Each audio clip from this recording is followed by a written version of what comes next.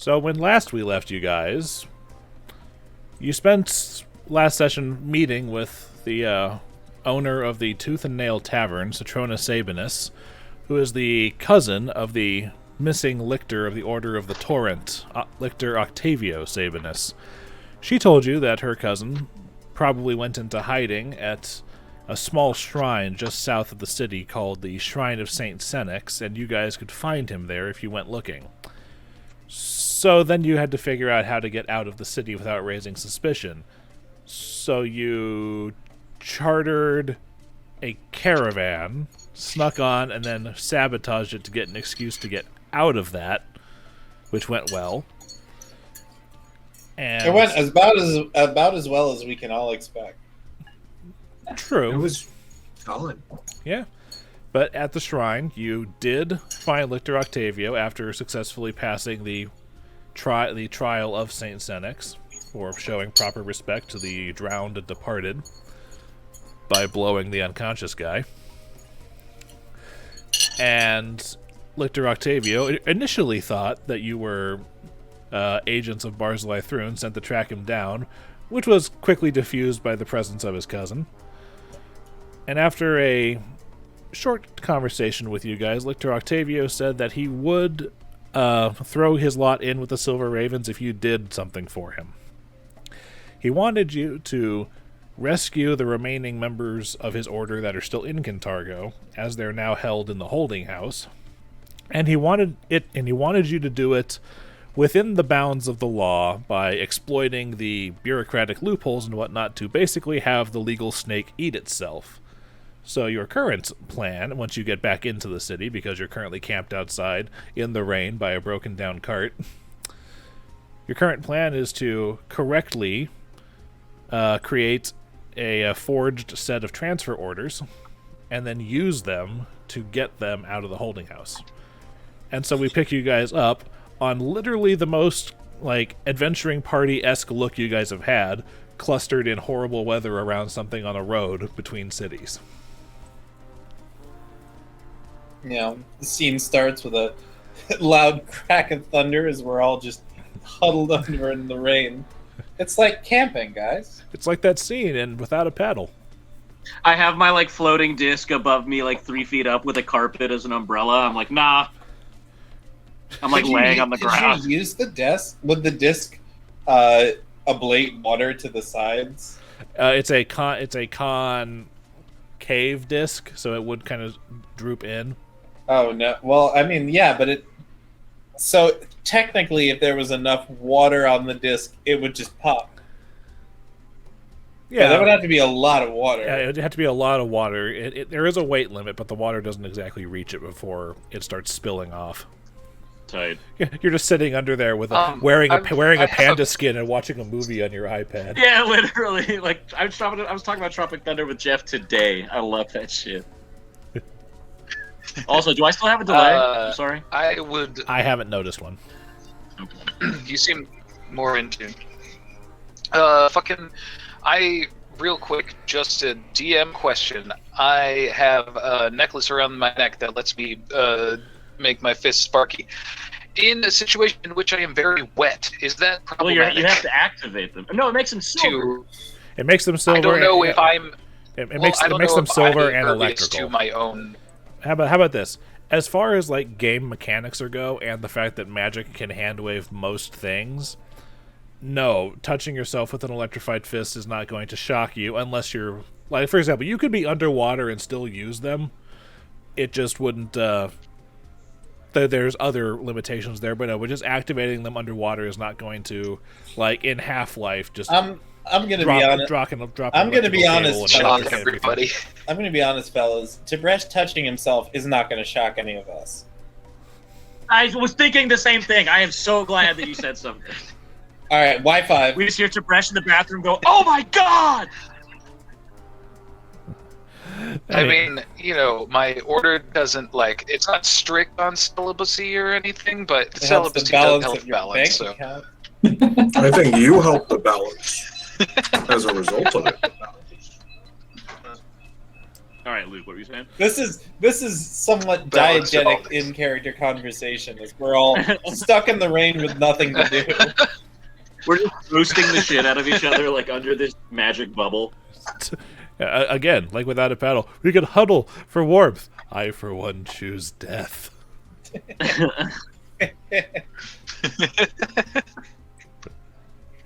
But no, you guys successful. The rain does not last all night, but you guys do camp out in the cart for the rest of the night, and there is a minuscule amount of foot traffic going up and down the Ravenel Road to and from the gate. But it's not like you're gonna have a hard time just queuing up for it. There's the only difficulty you're gonna have is moving the cart. And I remind you that it's a 2 silver tax to get back into the city. Oh man. I'll pay it. It's my card. Is Okay. it 2 silver per head, or is it just Per head. 2 silver? Well, yeah, I'll pay it. It's fine. It's company business. It's my fault. I was the one who asked you guys to come. It's a tax So- write-off. Bold of you to assume we pay taxes. I'm Bold of you to assume Thrun deducts anything. Oh no, this city's run by devils. Of course they're gonna have taxes.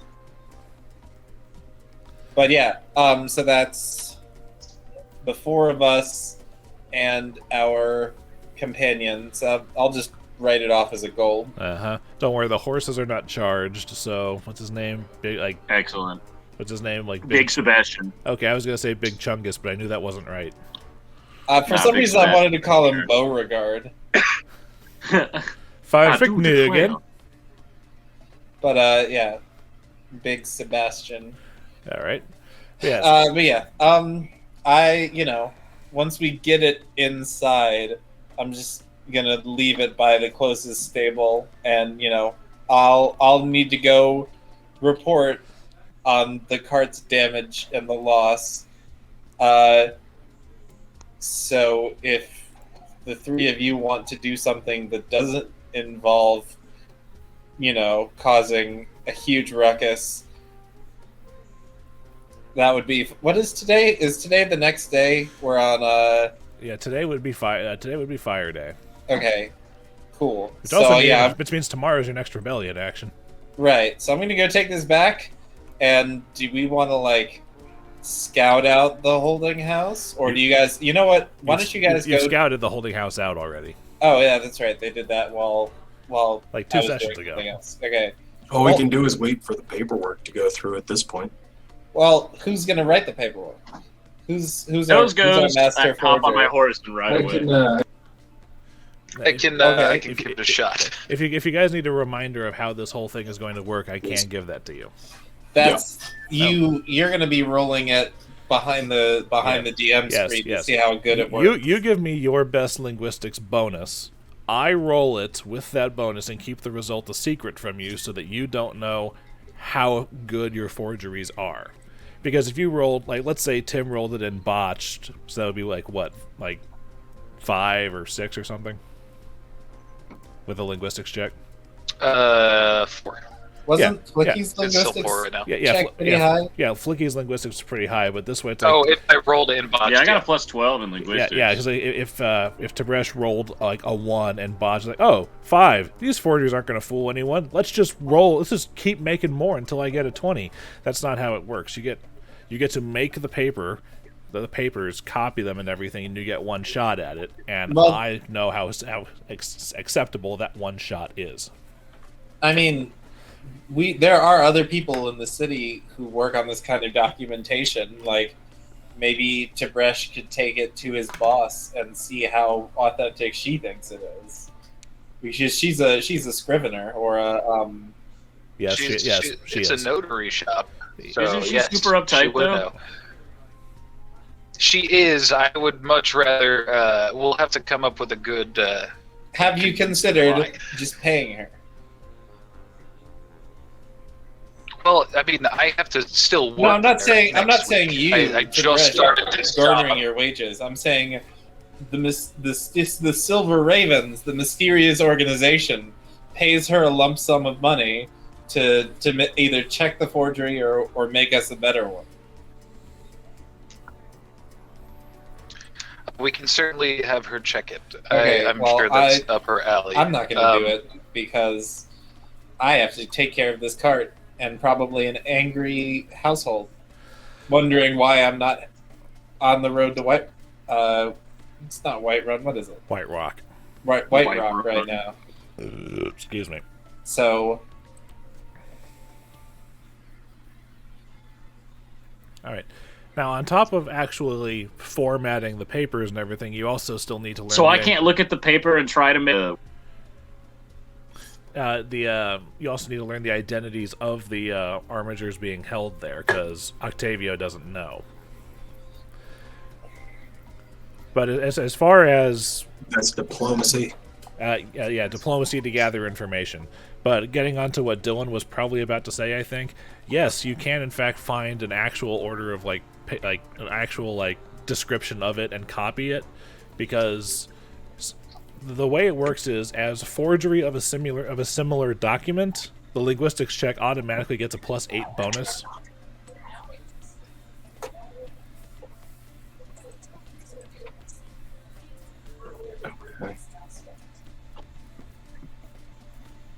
Well, Icar, if on your way home you'd like to listen out for who those armigers might be, it could help out. I'll pull some strings, see who knows what. It's not like it gives me a reason to walk a little bit slower. All right. So everybody roll me your diplomacy check to gather information. Jesus Christ, Roger. What? It's the build. I know. Still, you're level 4 and you're rolling 30+. I rolled pretty good on that 30+. Don't take this away from me. No, I know. At least you didn't use your 20. We all did all right. Yeah. Everybody did all right. Tib'resh doesn't hear anything because people don't know, but the rest of you roll high enough to figure out the names. And sorry, Tib'resh, but you're good at writing. You're not good at listening. I figured out the names. It It's happens. Raphael, Donatello. Wait a minute. I think that kid might have been fucking with me.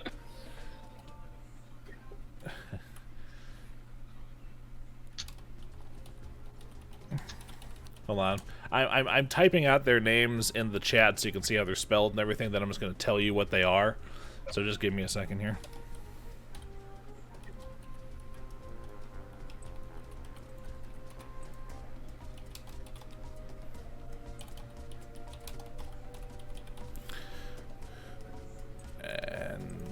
Okay. Yeah, so the names of the 4 armigers that are being held in the Hell House, they're being held in the holding house, are Benjen Prevost, Hortense Lier, Ilsani Abervine, and Caston Aruda. Put in the group chat for your convenience. I like that name, Benjen. Yeah, Benjen Stark. Coldfinger. Oh, you know what? That's why I like that fucking name. Okay. I wish that show didn't fucking shit the bed at the end. Literally everybody does. Let's not talk about it now.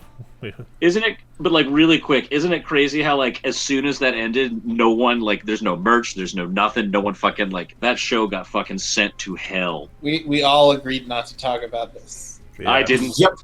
All right, so those 4 are the guys that we are saving? Yeah, you're actually, from the names, you recognize that 2 of them are men, 2 of them are women. I'm guessing Caston is a woman. You don't know. What? I'm assuming Hortense. Good guess. I bet she's nervous. Yeah, no, Hortense and Ilsani are the women. Caston and Benjen are the men. Hortense, didn't see that one coming. Hortense, here's a who. All right. Hortensia.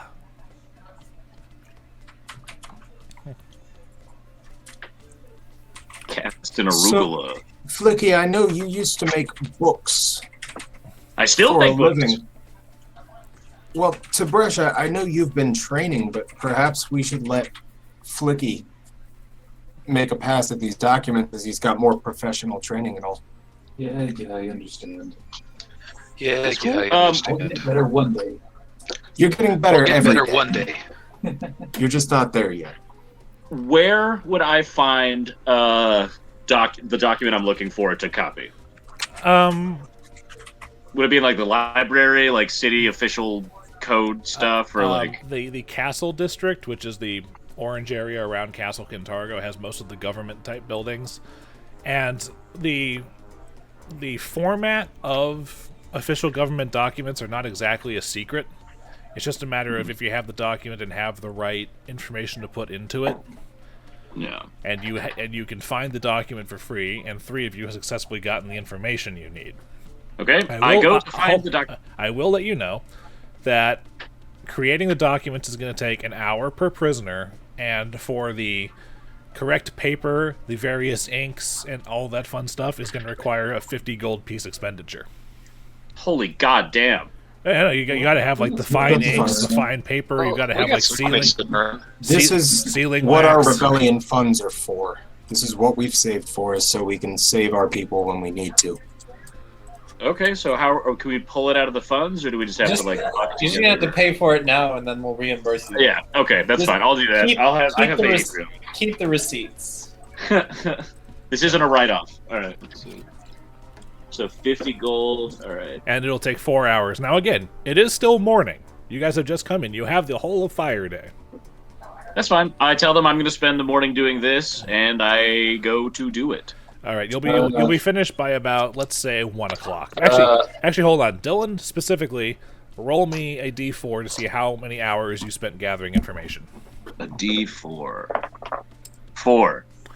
You spent 4 hours gathering information. It's going to take 4 hours to make the documents. Please hold. You'll be done by about 5 p.m. Okay. I'll meet you guys back at the nest for dinner, maybe? Were you taking care of all this, buddy? There's a government document building over by the big evil-looking castle. Let me see if I can't pull up an actual like summary for you on that. Quick GM question: is Milo's on the way there? No, Milo's stand is in the Red Roof District, on literally the other side of the city. You just hear this like screeching noise as Milo runs his cart to the other end of town. His ears perk up when they say his name. Flickie, let me see if I can do something about getting you lunch, and I will spend the afternoon trying to convince Milo to take his cart around town for the day. Roll me diplomacy, but as far as Dillon, or Flickie, being in the Castle District, he notices that the Nidalese embassy is currently abandoned. Citadel... Hold up, will you spell that for me? I'm sorry. I'll spell it for you in a second here, but... Okay, keep going. The Nidalese embassy is abandoned. Citadel Vol, the former HQ of the Order of the Torrent, is under like government seizure. It got all this fun little condemned, like claimed by Office of the Lord Mayor kind of postings on it. And Andos Hall, which is the city hall where the Lord Mayor used to have office, is currently also boarded up and abandoned. The only things really still operating in the Castle District are minor... There's minor restaurants and shops that primarily cater to the government officials of the city, but pretty much the only things that are noticeably still receiving much traffic are Castle Kintargo itself and Highwall Market, which is the market that caters to many of the needs of the government officials, which is probably where you're going to find your paper and inks. Okay. I successfully took notes on 80% of that. I'm proud of myself. Okay, I go to the Highwall Market then? All right. Oh, and also, if I knew that's where I was going before Sugtok left, do I tell him, I'm like, hey, I'll be in Highwall? If you want to tell him that's where you'll be, sure. Yeah, because he said he was going to bring me lunch, so I just want to let him know. I will let you know, while you're there, you do notice a significant number of Hell Knights marching around because it seems the Order of the Rack is taking up residence in Castle Kintargo. Those and are Hell Knights are like douchebags. this universe's soldiers, or like what's the deal? With that? Hell Knights. Okay, what's the best way to do this? There's the regular military, and then the Hell Knights of the various orders are specialized military forces. The Order of the Rack specializes in stamping down rebellions and maintaining order. So they're like zealots. They're very Stormtrooper-esque, except they're actually dangerous. Did we know they were uptown when we knew Flickie was heading uptown? Pretty much. You want some company on that trip, man? I'm inconspicuous. I'll throw my hood up and just kind of shuffle about. Besides, I went to school around here, just a few blocks down. I will let you know that Highwall Market is in that open area of green, literally right next to the wall of Castle Kintargo. You're talking about this right here? No, where Roger's pointing. Oh, okay, I got you. Perfect. All right. Yeah, be safe out there, man. Send a raven. Of course. I throw my hood up and I walk away. All right. And I have all my fucking going to Highwall, right? So you said I get a +8 if I have the document I'm trying to copy, like I'm looking at it? Pretty much. So the linguistics check that I'm going to be rolling is going to be at a +20. Mm-hmm. So where the hell there it is? I was one letter off. Dillon, you have what, a +12? I have a +12 and then a +8 from the bonus. Yeah, the +8 is forgery of a similar document because he's basically tracing. So, basically guaranteed win. Well, guaranteed high roll, or a starting high roll. Though the way that a forgery check works is that whoever is checking the forgery makes their own linguistic check against the DC of the result that I just rolled for you guys. Okay. So this was the thing you were saying we're not going to guarantee win. Correct. I have the number. Okay.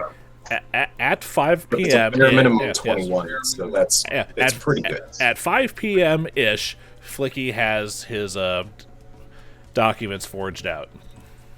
I imagine myself kind of like Gandalf in the tower, and he's just like flipping through documents, like friggin' doing the deal. That's kind of what I was picturing too. Only a lot more refined. A lot more writing involved. Yeah, that's fair. So do we want to get Ruba to look over these to tell us if we know how legitimate they look after all this forgering? That is up to you guys. Man, what should I do with all these papers that only I have? I know. I'm going to reunite with the group and ask them what we should do. And then I shuffle off to find my boys. All right. In the meantime, over the course of the day, while Flickie is spending his time gathering information, getting materials, and making the forgeries, what are the rest of you doing all day? I was trying to convince Milo to take his stand uptown. So I want to run up to his stand and just be like, Milo, hey, buddy, so I got an idea. I know we had talked about the flyers. I think I came up with some bangers of ideas. But listen, I think there's money to be made uptown. Specifically where uptown? You know the High Market? It's right there by the castle wall. Yeah, it's kind of stuffy over there. I know. That's why I'm thinking they could use some big, meaty sticks in their mouths. It's fun, though, that is. Both literally and as far as any innuendos that might come out of that. Highwall Market's not exactly the kind of place I want to set up shop. It's... There's a lot more traffic coming through Red Roof, you know? I'm at the crossroads right here. Highwall is kind of you go there for a reason and then leave. Part of my appeal here is that I can bark out to the people as they pass by. Like an impulse buy. That's fair, but I don't think it's an impulse buy. How long do you think these are going to last for on, say, the open road to High Market? Are they going to be good by the time I get there? Well, they should be. All right, I will take Flickie's a big fan of the seafood. How many would I think Flickie would want? Flickie would probably want 2 really high-end ones. Yeah. All right. Let me get 6 of the seafood skewers and just 4 of the normal meat, please. Okay, and I'm sorry about this in advance. I have to charge a little bit more because prices are starting to go up around the city. So that's going to be 6 silver per seafood one and 3 per regular meat.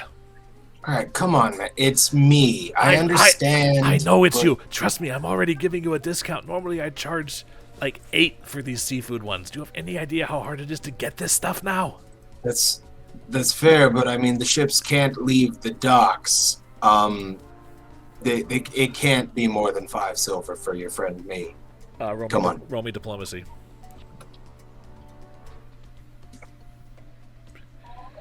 Okay, fine. Okay. Damn, son. Okay, fine. I'll give you 5 silver for the seafood, still 3 for the meat. All right. So I said, what, 5? 6 seafood, 4 regular. All right. God damn it. The different prices. So 30 and 12, so 42 silver. We need to apologize to our math teachers for saying we'd never use this once school was done. Well, I just said I wouldn't use the Pythagorean theorem. Okay. 40. Where the fuck?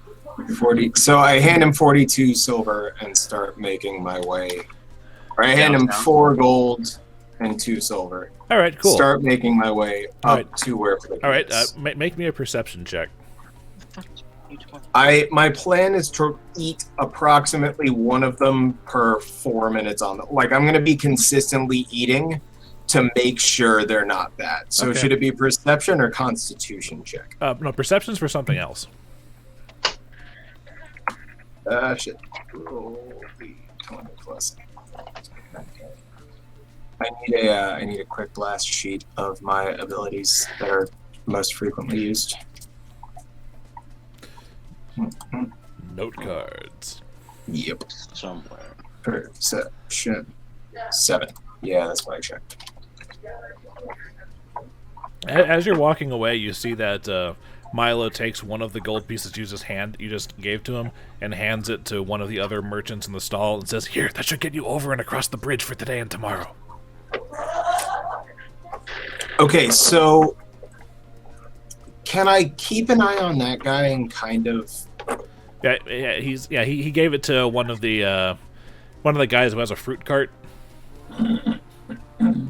Huh. It's like a meat cute, but different. Can I do a sense motive to see if it seemed ominous or not? Yeah, sure.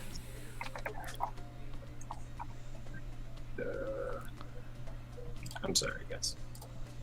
I'm very curious about my. It's all part of the game, dog. Don't worry about it. I'm having a good time. That's one of the benefits of having a campaign that's mostly set in a city. You get to know the people who live there. So I'm trying to vibe on what's going on with him. With that sense, you feel like Milo's trying to be a good Samaritan and is helping one of his friends be able to afford the Bleak Bridge toll. All right, I want to make my way to because Flickie. a gold piece would get someone across the bridge twice, so someone can get home and then get back. Okay, so I want to get these to Flickie and try to make my way back to the market to talk to some of the vendors there. Am I gonna have time for that? To which market? Red Roof Market? Yeah. Yeah, it'll basically take you about half an hour to walk to High Wall and then half an hour back, so you'll definitely... And it costs me a gold to get over and back. Uh-huh. All right. But no, High Wall isn't across the bridge. Okay, awesome. So yeah, I wanna head up to Flickie, and do the meat sticks start to like taste off after a certain amount of my walk there? Like, are they keeping? Only a little bit, but you can prestidigitate them to keep them warm. Awesome. Then I'm going to finish off all of the meat skewers and one of the seafood skewers. The seafood is going to be the last one that I eat on the walk there, making sure the others are good, and then I'm just going to kind of hum to them to prestidigitate the flavor to be continuously the best. Well, you prestidigitate them to keep them at an acceptable level.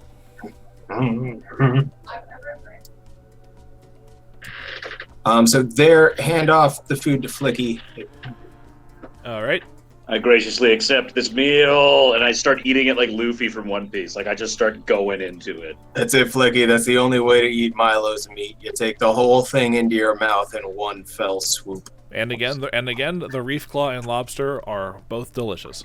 I put it in my mouth like when Tom puts a fish in his mouth and pulls out the skeleton, but I just like pull out the whole skewer. Okay. Oh yeah, buddy. Well, hopefully that keeps your energy up as you're getting these done. Do we all want to meet up somewhere later? Yeah, I've still only got like 2 more of these to do. What are you thinking? Well, curfew's not until what, 7? I thought it was 9. 9 to 6. 8. All right, well, curfew's not till 9. If you're going to be done this evening, maybe we can meet up at the Tooth and Nail. Oh, that's right. Yeah. Okay. Yeah, I'll meet you guys there. By the way, I'm going to double check that. I think it might be earlier than that. I'm just going to double check curfew times for you.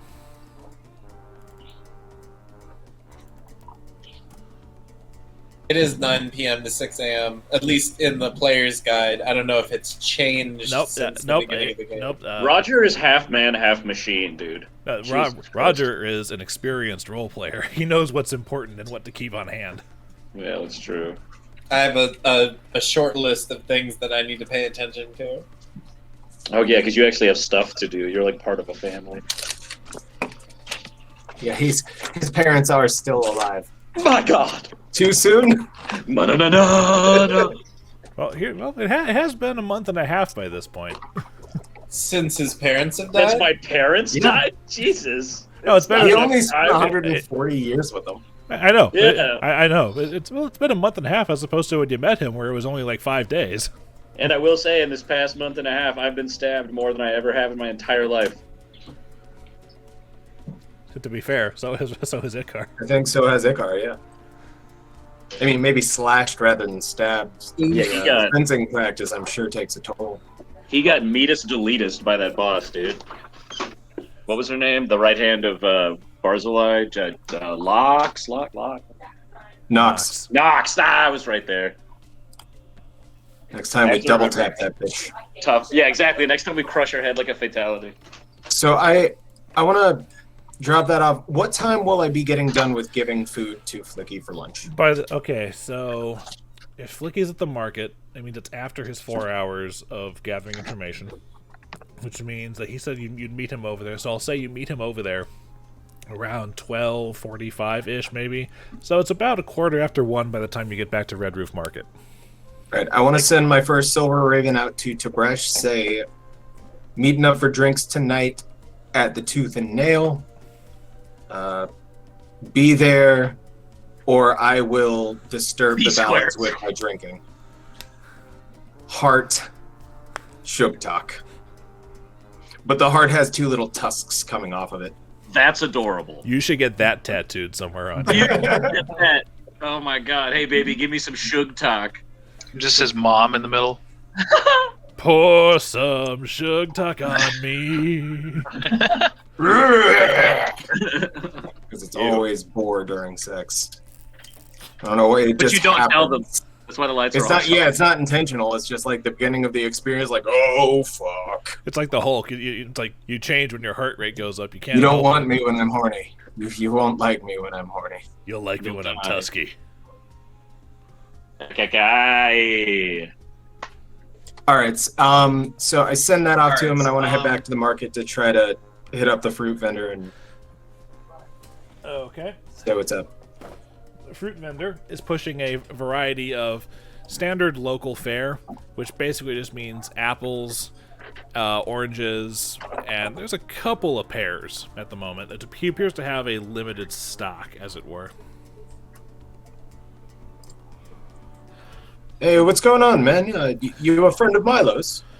Well, of course. I wouldn't exactly say that we're friends, but we work so close to each other so often that at the very least I've come to know the man, and he's enthusiastic, which helps draw people over here, which means that then they can come over here and get a more balanced part of their whole meal. Okay, the 9 is my sense motive to see if he seems truthful. He certainly seems truthful about his feelings towards Milo. All right. Well, Gee, I I see you've got pears. They're a absolute favorite of mine. Yes. I was fortunate enough that there was an entire case that came in with the last shipment that wasn't spoiled or taken on the road or anything. So, taken on the road. Banditry is a problem worldwide. It's not unique to Cheliax, and it never will be. Well enough. Well, how much for the pears? I can let them go for about three copper apiece, and he has got about 12 of them. If I buy the lot, will you give me a bag to carry them? I don't have a bag, but I do have the small wooden crate that they came in. All right. Which is like a milk crate. All right, and I'm going to hand him, 3 silver? It's 12 of them for 3 copper, so it would be 3 silver and 6 copper. I'll hand him 4 silver. Oh, thank you very much, sir. Hi. And if there's any trouble with changes that have been happening lately, know that you have friends in the area. And I'm going to kind of scratch my shoulder, pulling up my sleeve to show the silver raven. Scratching the fresh tattoo. Smart. No, just like pulling at the sleeve to I know, I'm just giving you shit. I'm using my limited knowledge of tattoo maintenance to give you shit. But Sugtok wouldn't scruff. He kind of pulls that up, gives the guy a quiet nod. All right. Well, if I find myself needing friends, my name is Belner. Pleasure to meet you, Belner. Well, you and Milo take care around here. I'll do my utmost. I try to stay low enough. I'm just a fruit salesman. And I'll make it from there on to the tooth and nail. Alrighty then. For your notes.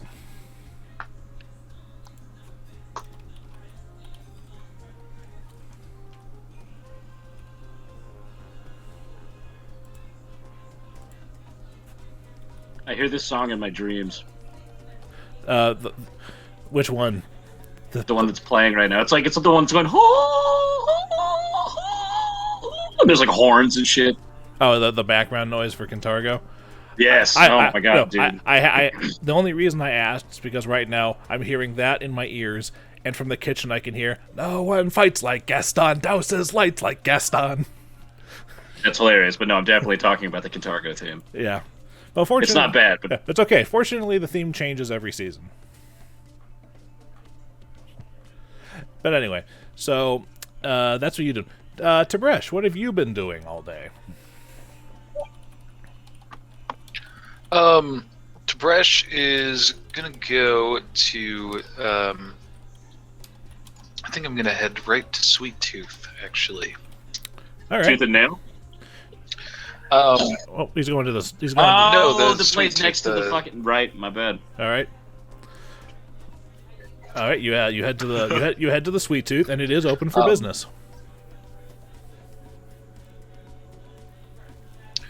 All right. Shoot. I didn't write her name down. Hold on. Let me help you with that. Let me help you with that Who runs the Sweet Tooth?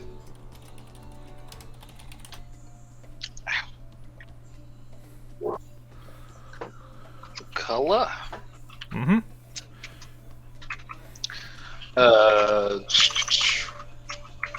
Runs Sweet Tooth.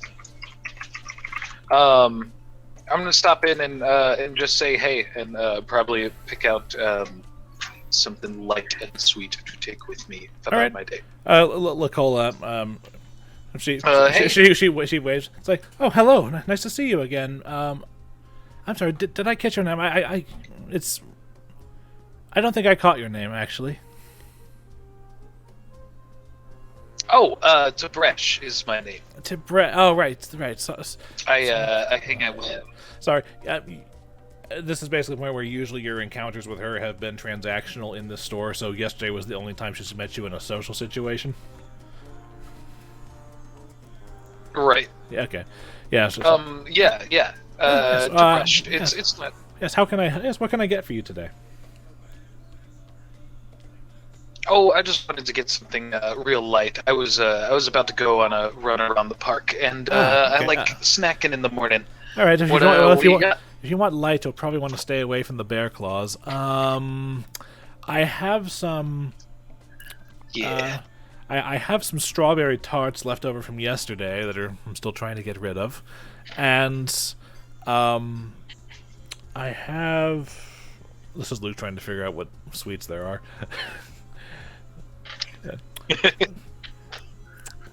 Oh, I have. You know what? Strawberry tarts sound great. I have cheese pastries too, which are basically cheese danishes, but I don't know what to call danishes in a world that has no Denmark.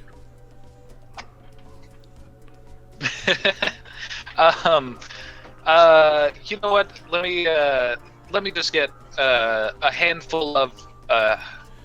Let me just get one strawberry tart. Okay, that'll be 4 copper. and also, as far as how big this place is, it's basically like one of those little, like, walk-in, like, tiny little, like about the size of like the, like, tiny little like cookie store in like the mall kind of size. It's not very big. That's what I was thinking. Like it's about maybe smaller than a mall GameStop, but not by much. Okay. It I will smells hand great over the in 4 here, by the copper way. and absolutely. Honestly, Luculla, this place is amazing. I can't recommend it enough. I'm probably gonna tell everyone I pass by about it. And I'm gonna head out. I enjoy and having the extra strawberry traffic. tart is. Absolutely. If there ever was, I'm before he's even out the door, the strawberry tart is gone. All right, it's delicious. I'm gonna spend. Yes. Absolutely amazing. I think to myself, if there ever was an official bakery of the Silver Ravens, and I'm going to spend my morning running around the park. All right, I remind you. Just as some exercise. I remind you been that taking care of myself. I remind you that this green thing directly north is a cemetery. Cemetery. It seems like a very good path to run. So, and it's local to all the places that I'm familiar with. So I will take a long run around the cemetery, just trying to get some exercise in, because I owe myself after all of the stuff that I've been eating and consuming.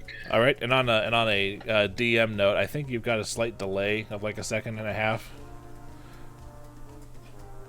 Oh, okay. I can pop out in just a moment. Using a run for penance for consuming too many pastries as a run around a cemetery is beautiful. The symbolism is not lost on me. Tib'resh is very into poetry. He understands. Actually, I was debating stopping by a tome shop later, pick up some tomes. On my way back, do I see him reading. running around the cemetery like in the evening? It depends on how long he's running. Okay. I was gonna do that for the morning. I think I do kind of want to head out. With all these fine tomes, that's going to have, like, you know what? I think I'm just gonna run for a good portion of the day. Is anybody else getting the theme song playing through someone's audio as well? I did hear that. Okay. There was a very brief moment. Shit. No, I've been Mine's listening to it for like a minute and a half. I don't hear that from anyone else. That was if super it's weird. constant. It's gone now. Sorry about that. Excellent.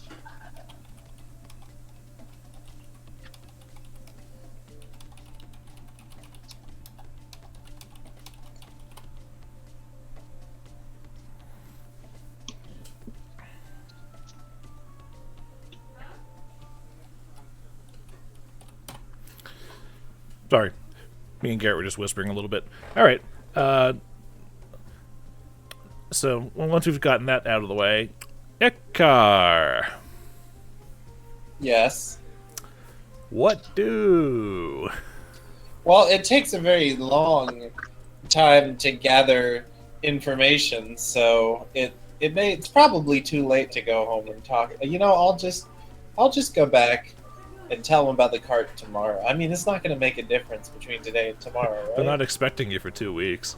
Exactly. So, he'll make it halfway across the bridge, and he'll sort of think about it, and he'll sort of turn around and go back the other way. Okay. I don't know what Dillon's on about right now. That's my buddy Julian, and he knows Tim. I'm sorry. Okay. He's just gonna kind of, kill time here in Red Roof, laying low until it's time to go back to the Tooth and Nail. Okay, make me a perception check, and also you've got 2 weeks of not having your family have to worry about where you are. Yeah, I was thinking about that. Didn't his dad used to bitch at him like every day? Not every day, but it was noticed. Yeah. You said a perception check? Yes. Okay.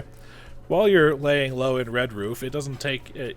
after a couple hours of that, you're just kind of looking around or whatnot, and you see, basically sitting at the intersection of a street and an alleyway, there's a fox staring at you. Do I even know what a fox is? You're make me a knowledge nature check. Yes, you know what a fox is. Okay. You also know that they are not native to this region. Right. Does he know what they say? Unfortunately, he didn't roll that high. What does the fox say? You don't know. But you see it, and it's kind of looking, if not at you, then in your general direction, for a few seconds. Icar All right, you look at the fox. Fox looks at you, and then it runs off down the alleyway. It's curious. Didn't someone else mention a fox? Yeah, me and Sugtok went looking for one, right? I think. Well, I'll mention it when it's later. It's just a fox. It is bizarre to see it in the city, though. Yeah. For Dillon's clarification, Sugtok and Tib'resh saw one, and they let you know, and you volunteered to go help look. Correcto, thank you. Alrighty then. But evening rolls around, and you all meet up at the Tooth and Nail.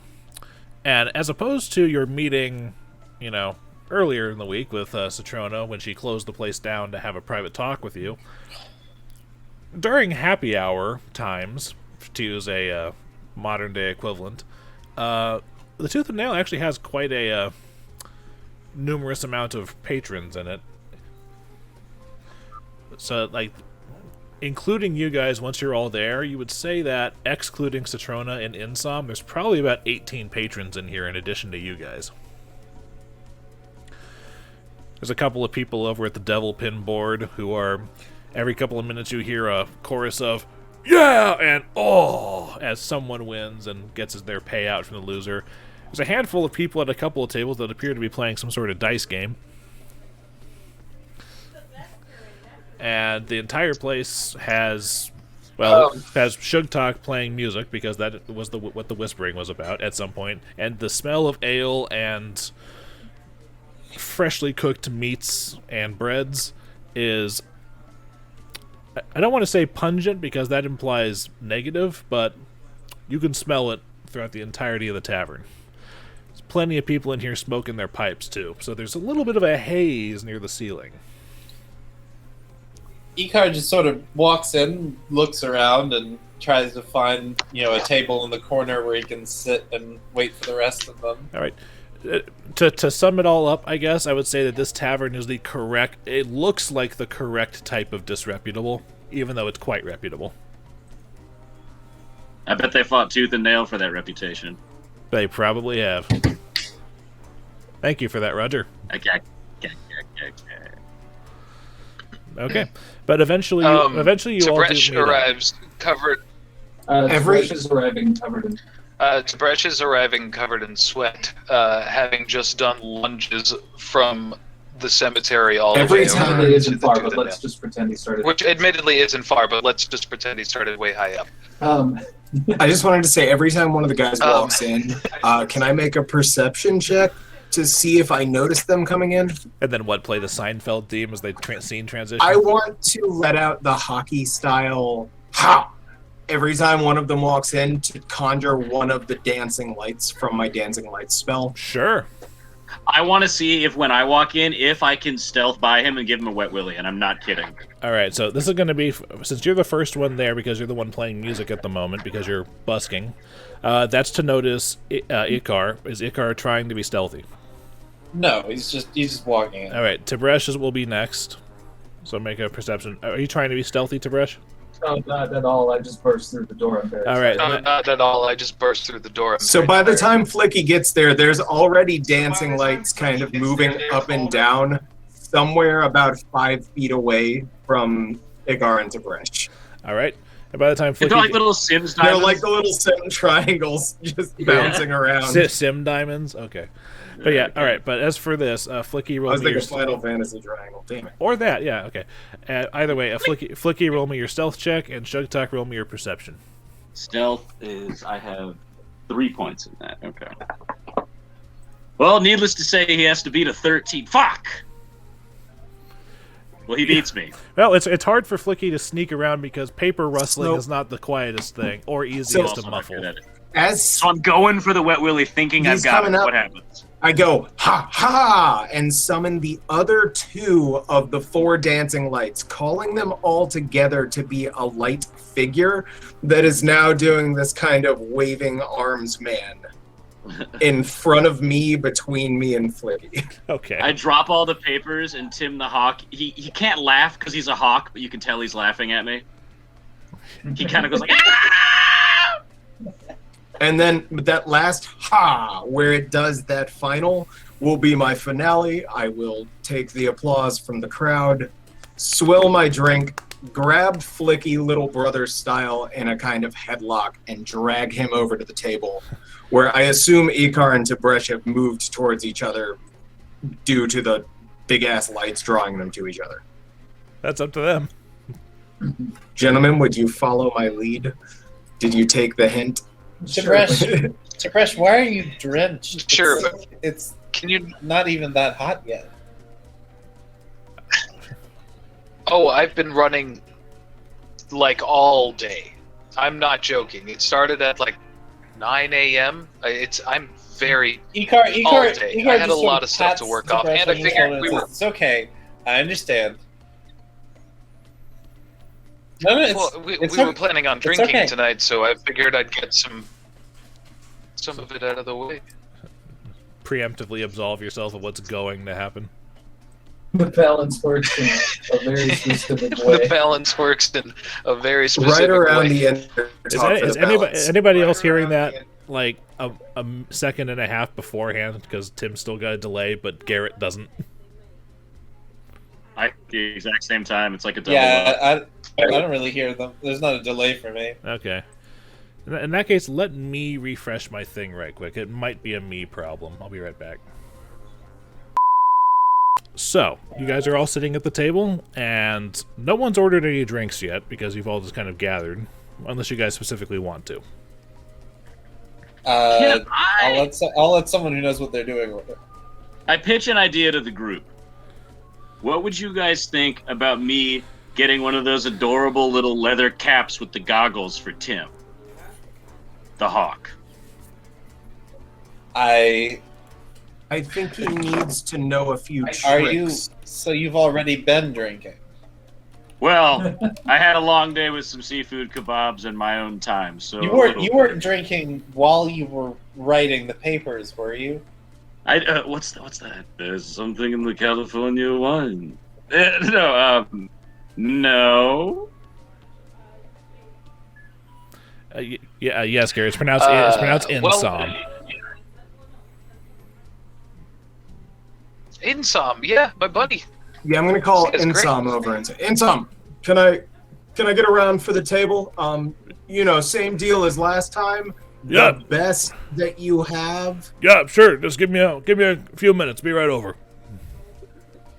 Well, let's not waste a whole lot of time. Flickie, how'd it go? I think it went pretty well, and I spread them out on the table like fucking blackjack dealer style, like perfectly. All right. Just everybody else, this is your first time seeing the papers, and you look at them, and despite everything that Flickie has given off with his attitude and the way he, comports himself around the world and the city, you're amazed that he made something that looks this professional. This is really something. I stand back and take a curt bow. You've been able to do this? Just scroll. You've been watching me just scrawl my chicken shit this whole time and haven't helped me at all? Oh yeah, there was that one time. There's probably a reason that he said no. I stand corrected. You do give off a certain air, Flickie. This is impressive, but unexpected. You forget. Oh, damn it. We forget what? Uh-oh. He's starting to wait. Can you hear me? Yeah. Yeah, Okay, you just sorry. sounded like a Sega character for a second. Was it like, nah, like that kind of shit? Okay, sorry. I didn't hear it, but whatever. Yeah. You said... I say, don't forget, I may be a goofball, but I'm 140 years old. I've learned a thing or two. And he's also a wizard. He's practiced at writing really, really complicated sigils and stuff all the time. It's not curfew yet. Let's get hammered! Well, no, I was saying it's entirely possible that we go present these papers now. I mean, why wait? I mean, what time is it? At this point, it's probably around... For the time you got...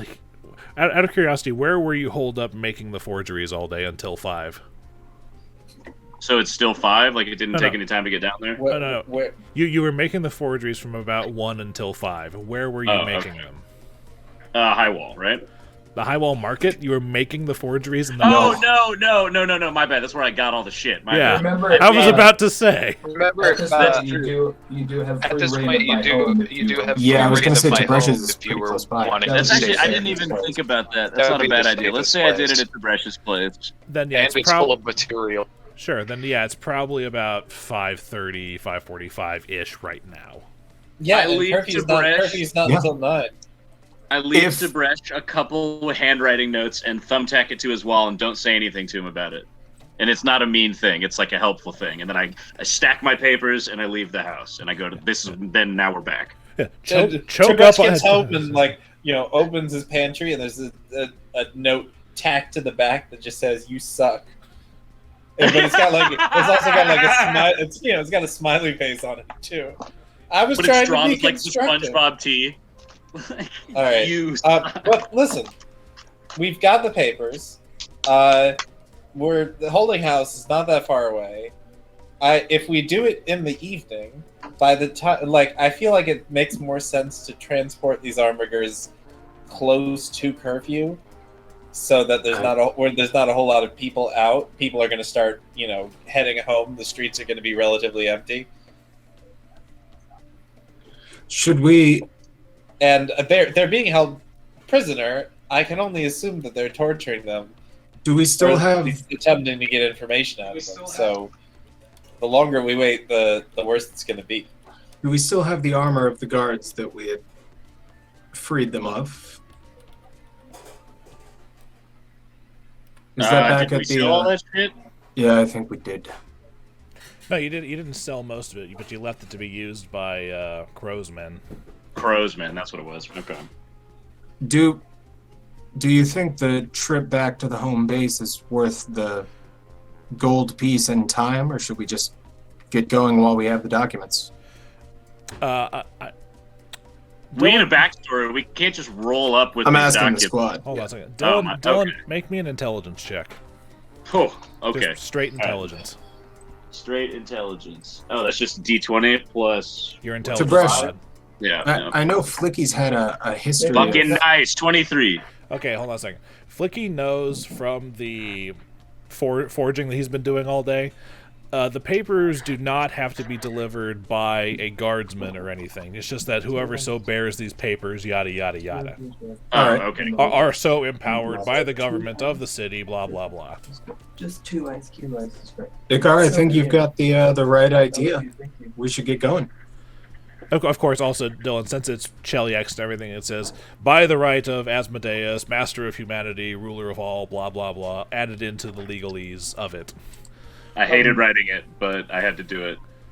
Fellas, it occurs to me that we need to look like people who who are about to transport prisoners. You're the hired help. You're the muscle.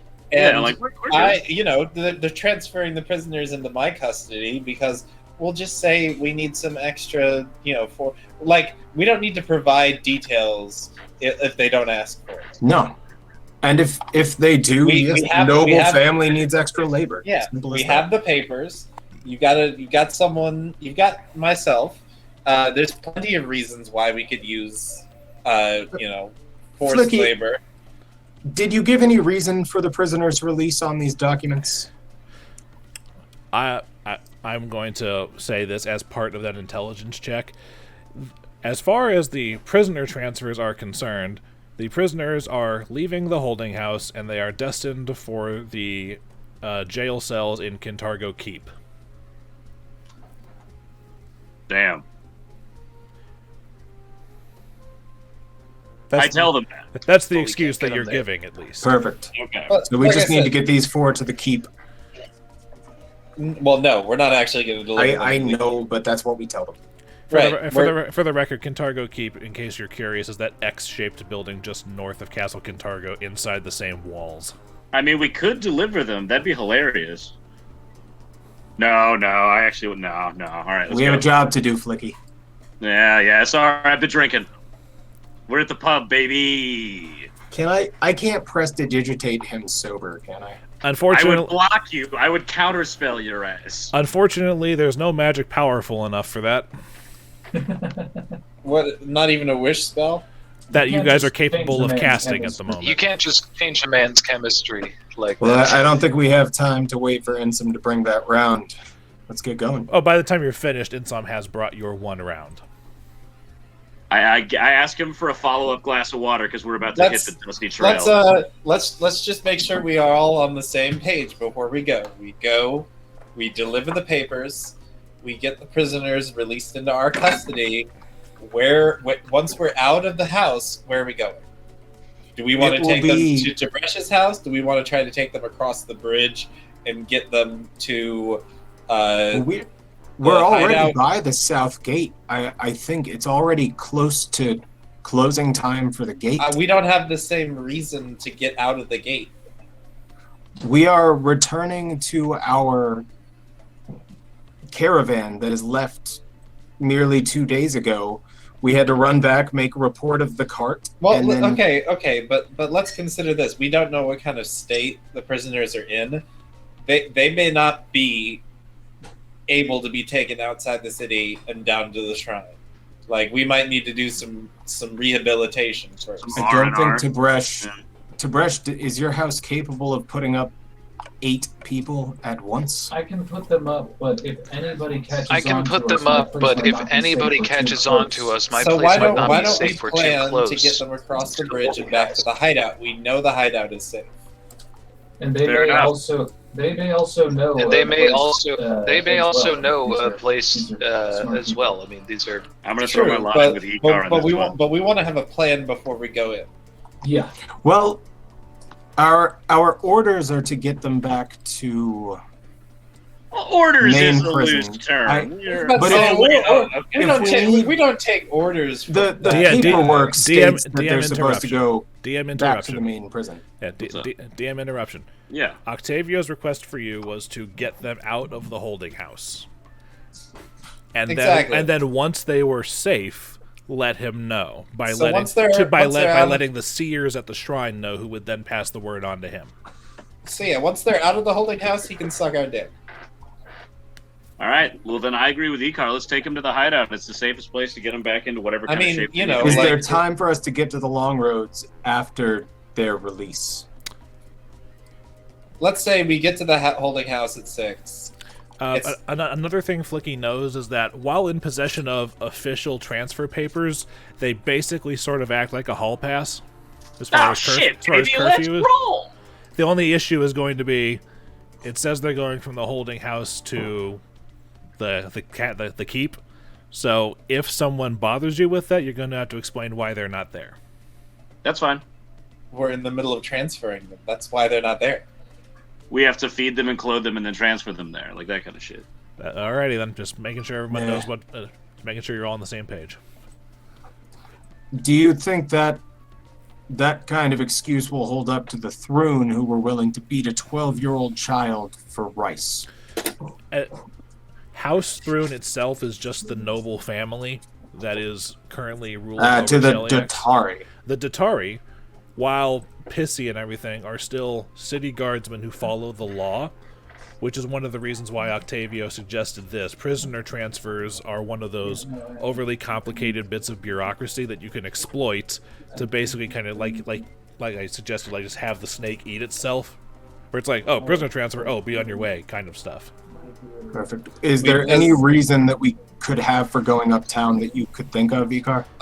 I mean, we have the papers. If they're going to give us problems while we have official documentation, all I need to do is remind them that a word to my father goes straight to from his noble lips to Barzillai about how I was stopped at the gate while having, good papers.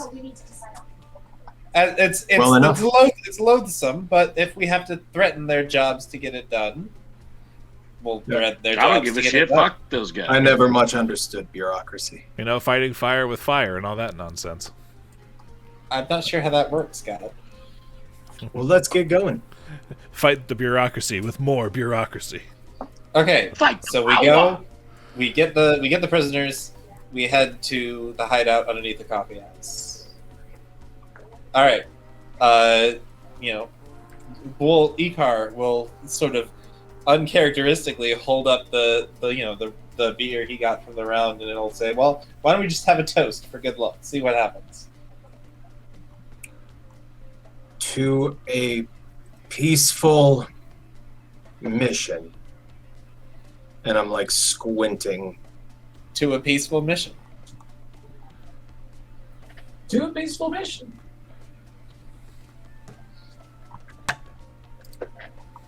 We assume Flickie clinks and we head to the holding house. Flickie probably clinks so hard that he sloshes some and then catches it before it hits the table in his mouth.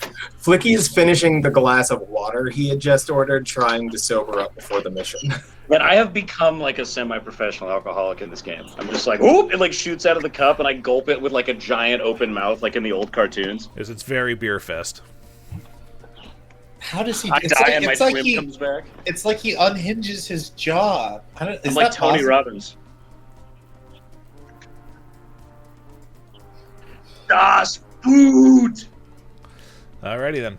So you guys are heading to the holding house? Yes. Yes. Sorry. I wrote the papers, so I guess... No, wait. Whoa. Oh, I thought my computer fucking lagged for a second. I was like, no! Okay. Bottom left of the screen, everybody. Bottom left of the screen. Zoom out. I really hope we just get to do this and we don't get into a gigantic fight. Well, I have to be prepared. I have to be prepared for anything. I know, especially with Sugtok. All right. So I wasn't going to hit anybody. Oh, Luke. Also, my max HP is 32, not 31. Oh, okay. I will correct that on the token. Okay, why are we in? We're in the bottom left. Okay. Oh yeah, it's just the maps for multiple different missions are put on one actual image of the maps. So I was just in the wrong place. Yeah, you were still up at the Shrine of Saint Xenix? Yep. Okay. Yeah, which is also on this map.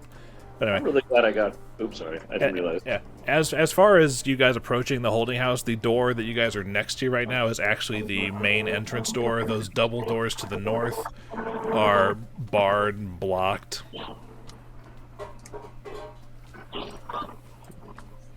Say that one more time, Luke. I'm sorry. You said these doors are barred up here? Yeah, those doors are from you guys staking the place out. That looks like the door through which new prisoners are brought for processing. Whereas this one is the one that like people come in for like clerical shit. Exactly. Okay, boom, perfect. We should knock. We definitely shouldn't. Wait, is this like a like we have to knock, or is it like a public access? Like, this is a currently active prison. We gotta knock. Just let me do the talking, okay? Yeah, I'm not sober yet. Is this man at the gate someone we're presenting our papers to? Hold on. Icar knocks, and there's a response that says, "State your business," from the inside. Prison transfer. Oh, for the love of... He opens the door, and inside this front room are 2 Dotari. He's like, Icar will help himself, stepping in. Okay. All right, he goes to the door, and this one's behind the desk right here. So, I'm sorry, you said prisoner transfer? I did. And Icar will snap his fingers and look over at Sugtok. Papers. Even though I have them, I like walk up and I turn around and I snap over to Flickie and say, papers. Perfect. I look at Tib'resh and go, wait a minute, and then I hand Sugtok the papers. I take them from him and I offer them over to Icar. Icar will grab them from the top and sort of show them to the guard. All right. Can I be humming a lullaby at this point? Is it a spell that can work like that? Wait a minute. What are you trying? Let's wait. What are you trying to do? I read up on it, and it doesn't say anything about after effects of lullaby as a spell, like other things that make them angry at you afterwards if they notice it. Do we have papers that are professional level? Just wait. But it's a -5 perception check, or -5 to perception check, and -2 on will saves against sleep effects. Neither of those are going to make the papers more convincing. Yeah, let's. If anything, it'll make you look more suspicious. All right, so I'm just humming quietly to myself. All right. For no reason. All right. So you hand the papers to this guard who has morphed underneath your token. Please hold. It's like, all right, hold on a second. He goes over to this door, the one on the right, and knocks on it. I don't release the papers to him. I show them to him. Oh, I know. He knocks on the door and says, "Warden Sabo." Yes, what is it? It's a woman. Someone here for prisoner transfer. Well, show them in. The guard says, "This way," and he basically ushers you guys through the door into this room on the right. Not gonna hit anybody. We're going to this room up here. Yes. Okay. Oh, I didn't realize I could change my token settings by double clicking. That's my bad. Yeah, because you are. I gave you permissions on the token. That's how that works. Right. Okay. All right, and you are led into the room where the woman identified as Warden Sabo by the guard is standing there, who is dressed in a similar manner to the way that Asvernathi Raoul was dressed. Although she's an elderly woman with her hair starting to go gray, held up in a bun, together with sticks. She kind of looks like this. If I can get the thing to stop glaring. Mm-hmm. Okay. All right.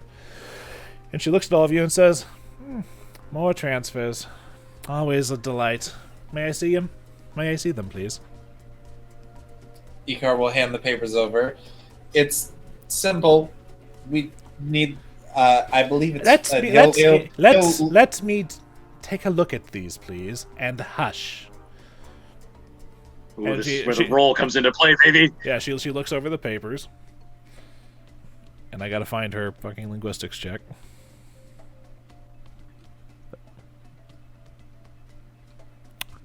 Okay.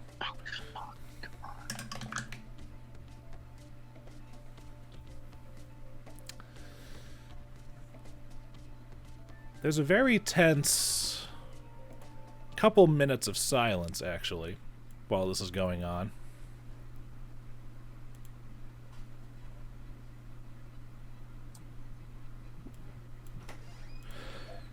But as she's shuffling, I'm gonna slowly walk toward the party. Yeah, as she's looking through all of these papers, she says,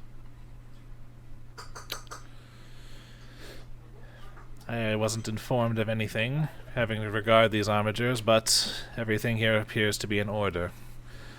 Alright, continue down towards the cells, and the guards there will assist you in rounding them up. Thank you. Now be on your way, please. Icar will snap his fingers again at the other two behind him and tell them to move out in front of me. Specifically, she means this way. We I'll wait up here for you, boss. Established snapping rank with me in the very back. All right. And as you come into this checkpoint up here, there's 2 more guards. Flickie, you're out of snapping order. Yeah, you're ahead of me. Flickie. There we go. You're muted, Dillon. Whoops. My bad. All right.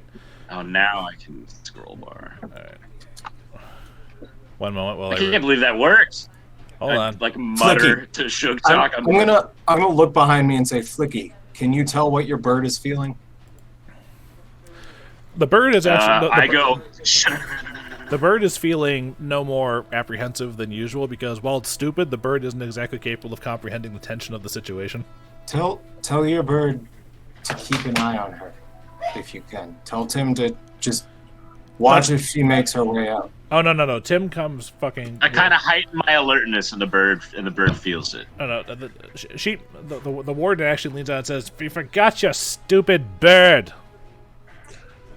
I thought I had throws a it good out of the idea. room. Pretty much. These damn Dotari.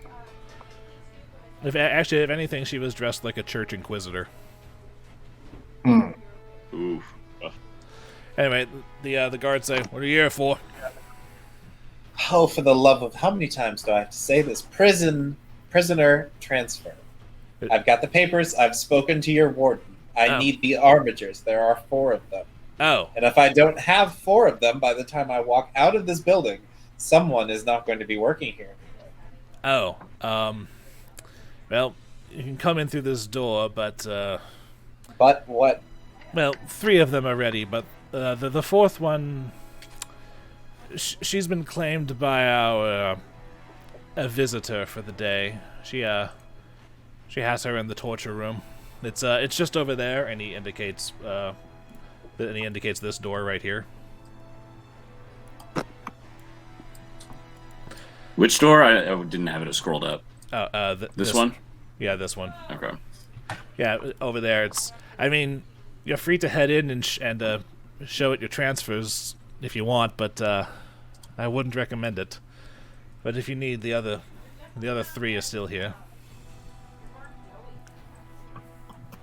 Do you think your visitor is more important than these official orders?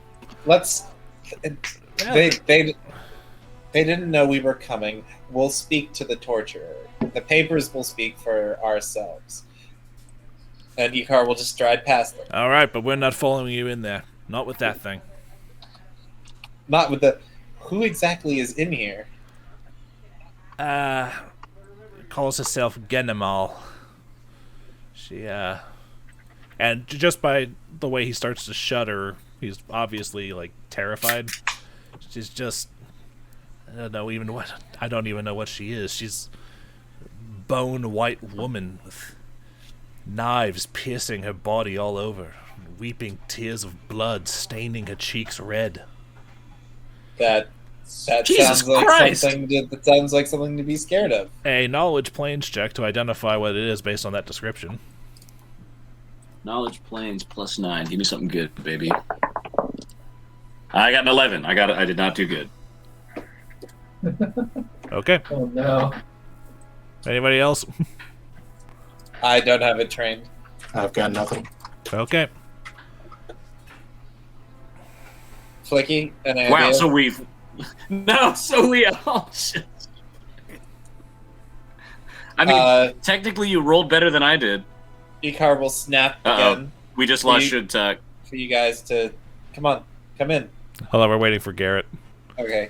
Well, the other 2 can come in through the door. It does sound spooky. Okay. I mean, the guards basically are escorting you guys in and point at all 3 of the...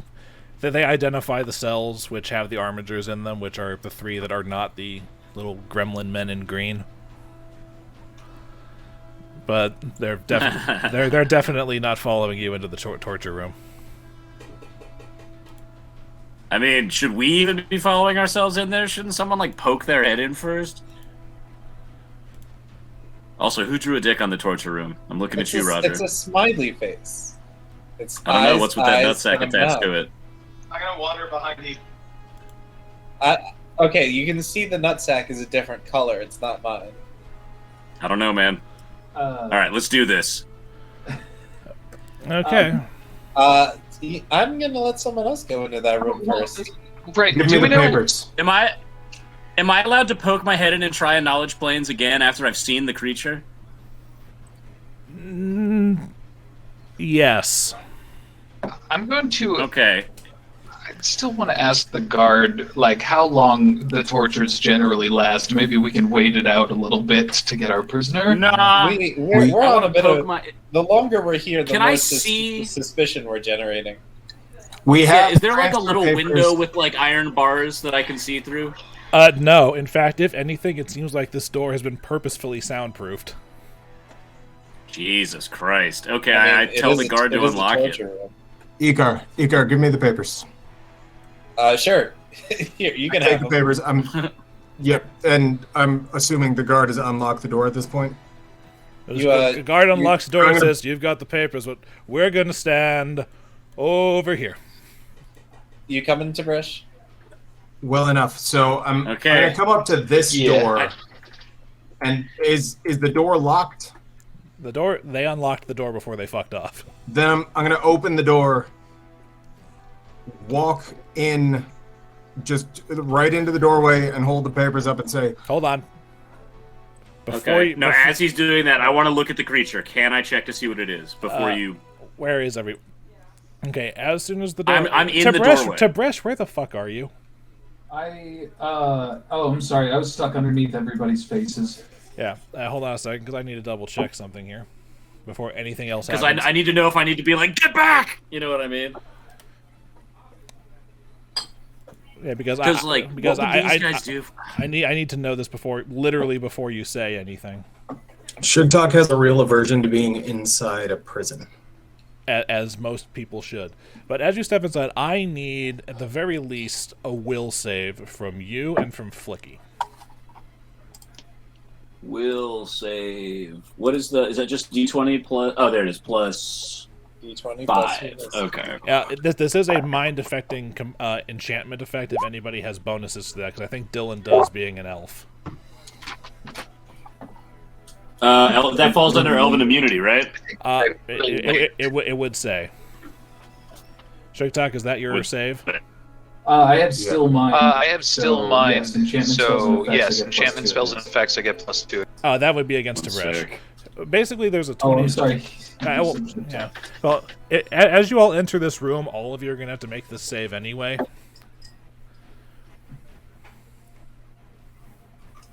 So just everybody make it, and we'll see what happens. One second. I'm looking up. Just make the will save. Is it a sleep thing, or is it not a sleep thing? It is not a sleep thing. Okay, because the will save is a 21. It's way more ominous. Because my will save is 2 plus 3, so that's 21. Okay. Perfect. All right. Whatever effect seems to sort of hit you guys as the door opens, Icar and Flickie seem to be able to shake it off. However, it seems to settle around Sugtok and Tib'resh. I'm going to let you know what it is because you need to know for the sake of role-playing. Tib'resh and Sugtok, you are unable to give voice to any word that is not true. Oh my god! Oh, if it's a zone of truth, if it's a zone of truth, they know it's a zone of truth. Oh, okay. Well, it's sort of a zone of truth. But as you enter the room, you can see a woman with tan skin and short brown hair being held up on one of 2 torture racks in this room, clearly unconscious and very clearly in the middle of a session. Her right arm is partially flensed open, and her left hand appears to be missing its pinky. But then your attention is drawn to the other thing in this room. Excuse me a second. Tokens. Hey, I'm trying to get rid of this blue 3 I drew. How do I? I'll do it. Get rid of that shit. Got it. All right. You see Thanks, man. You see a slender humanoid woman clad in severe black leather with a long skirt decorated with curling twists of wire. As she turns to look at you upon hearing the door open, you see that her eyes are colorless orbs with tears of blood coursing down her cheeks. There are slender surgical lancets piercing her body in numerous locations, yet these wounds do not bleed. It looks like this. So, Hellraiser lady. Jesus Christ! That's pretty metal. Yeah, Flickie, now seeing it, can make his knowledge planes check again, now that he has a more complete description of what it fucking is.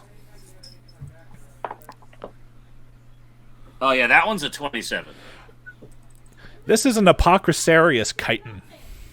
What the fuck is that? Well, if devils are the epitome of, like, lawful evil, like, cruel bureaucracy, and demons are the epitome of wanton destruction, chitins are basically like Hellraiser. That was a pretty good analogy from there. They are embodiments of torturers, sadists, and finding pleasure in pain kind of situation. And Apocrysarius chitins are basically hunters of truth. Just their very being exudes an aura in which lies cannot enter except by those who have exceptionally powerful wills. And they themselves cannot give voice to a word that is not true, even if they aren't aware that it's a lie. Like, for instance, Flickie knows that if an Apocrysarius chitin was going to read an almanac about things that happened on certain dates, they would be able to read it out loud. But if they read a work of fiction, they will not be able to speak anything out about it because what's written down is not true. Huh. This is the worst. We have a creature. Okay. So sorry, I'm going to walk in, and I think, correct me if I'm wrong in thinking I'm able to say any of this, but I have transfer papers you for cannot lie. That prisoner. She I need their release. Hold on. now. She turns to you and says, "And who is this? Come to my court. Carriers of lies, each of you. I can smell your falsehoods. Do you seek my aid in stripping them from you?" And she pulls one of the lancets out of her and just kind of waves it menacingly. "I am but started on this subject, so you will need to wait your turn, my lovely hopefuls." And she turns back to the armiger on the rack and starts taking the lancet towards her left leg. Now, one moment. I would very much not like for that to happen. But I do have papers requiring the release of this prisoner, along with the other 3. And curfew is coming. We do need to get going. Maybe Icar should do the talking. Maybe you guys should get in here so we can close the soundproof door. That's not a bad idea. Yeah, I've moved up and I'm talking Okay. right next to her. She again turns around and looks at you and says, "Again, wait your turn. Me and Icar have been promised those whom I may mine truths from, and young Hortense is the job of the day." Who gave the order? And we have been promised these prisoners by the government. Because I'm Yeah. allowed to lie, because fuck this truth zone. Okay, then you're going to have to make me a bluff check. Oh, jeez, what have I done? Alright, oh, baby, oh, baby. Hello, my baby. Hello, my honey. 17?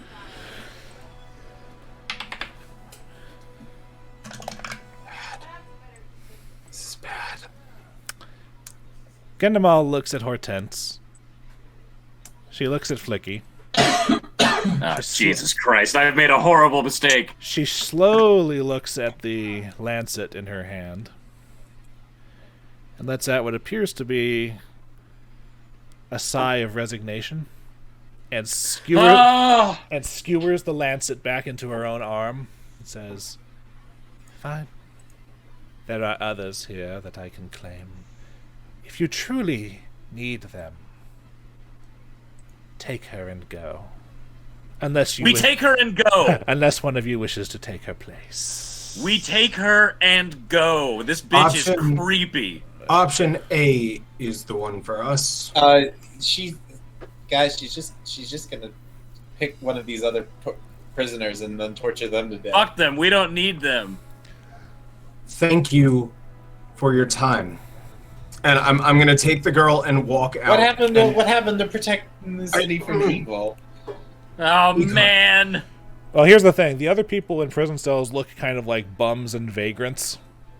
Oh, okay. No, So we're allowed to protect the citizens. We were told to handle this without bashing skulls. No, here's the thing. It's that yes. Barzillai has opened it up again as a prison. That does not, just because the city is under martial law and there is government unrest, does not mean there are not still people who can be arrested for committing crimes. Like murder and rape and shit. So Exactly. these could be horrible people. Okay, but do they then deserve to be tortured to death? Do you really want to have this discussion? Rapists and we can do this later, man. They do not, but we have to get these four out without causing a scene. That's the task we were given. For once, I understand. I also want, but we gotta go. We should leave now. Yes. Remember, Sugtok, you're still in the truth zone, so be careful. Yeah. I will also remind you that Hortense is unconscious. I'm gonna pick Hortense up in my arms. She's not bleeding out, is she? Her arm is flensed open and she's missing a pinky, but Flickie is aware that Apocristarius chitons are capable of stabilizing and even healing people because they know the benefits of keeping torture victims alive as long as possible. Clerics know where to cut you. I'm gonna pick her up and be humming a level 1 cure light wounds at her. Don't wake her up in the middle of the torture room. Just wait until we're outside. I walk up to the guards and I go, Jesus Christ, right? I know! What was the church thinking? Like, that was insane. What was the high priest thinking? I'm gonna go up here to Benjamin. I have no idea. We're gonna grab these prisoners and get out of here. Is that cool? Yes, the armigers that are, except for she's been in a torture room, so it's understandable that she looks as bad as she does. The rest of them are dirty, and they look very thirsty and very hungry. Quick note, who's got the blade? That would be Icar. We're not going to do any funny blade shenanigans until we're out. I'm just trying to remember who's got it. No, the mother's blade. Yeah, I know. Yeah, but the three of them that are still conscious are kind of looking at you and kind of giving you death glares, but they see that you're armed and whatnot, and it's like, all right, let's get going. So they fall into practiced military step. And I will just speed this up and get you guys outside. That way, because I can move the prisoners too. So stop moving. You can't tell me what to do. Yes, I can. Well, you're right. I can't tell you what to do, but I can tell you what happens to you. But you guys get outside, and the prisoners are all there with you. Now you are still just outside the holding house, unless you want to keep going. All right. Let's walk a few more feet before we start talking. Now you can do your thing, Sugtok, if you want to. You can heal your attacks. And it's a 1d8. You know it works more effective if you molest them, right? It's not for a woman I don't know. It's the only time. In the arm. That was gross. I shouldn't have said that. Didn't you say her arm was like flayed open? Oh, Jesus. Yeah. Even I think that was a little bit too much.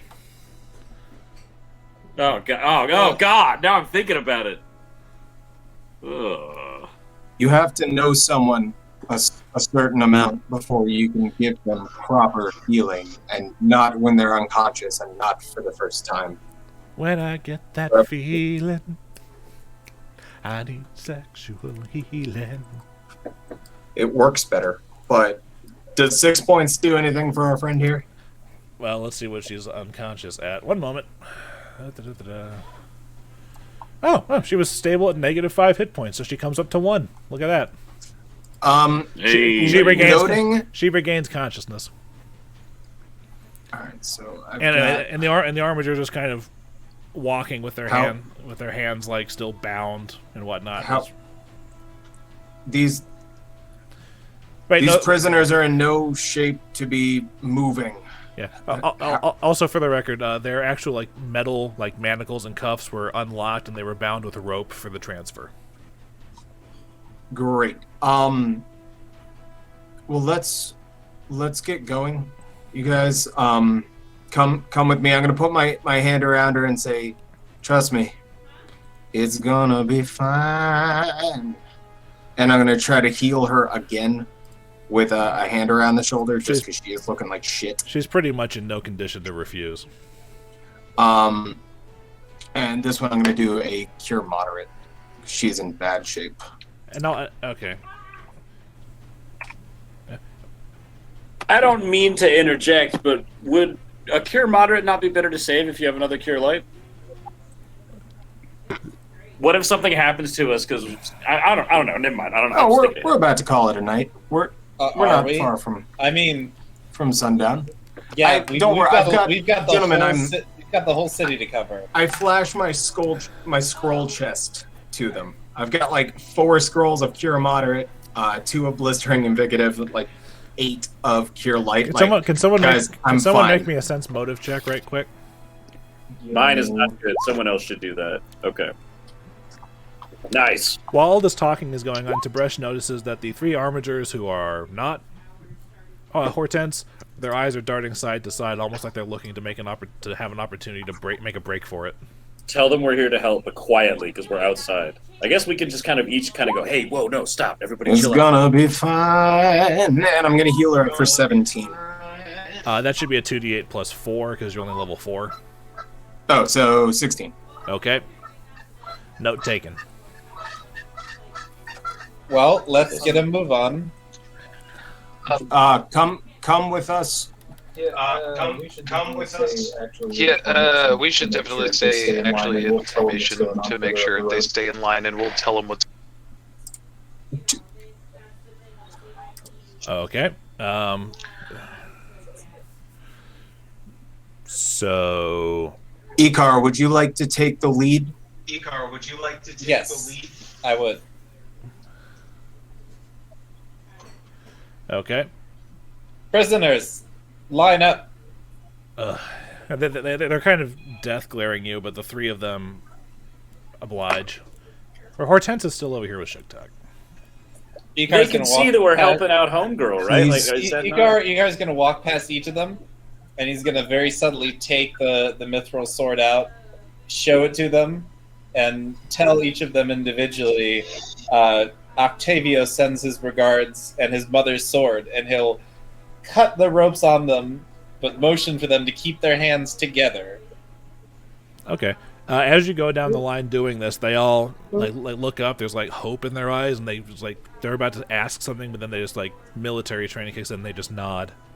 All right, I want these prisoners back to where they belong by sundown. Is Hortense bound with rope? Hortense, you pulled off of a torture rack. Okay. She's as restrained as you want to make her for carrying her.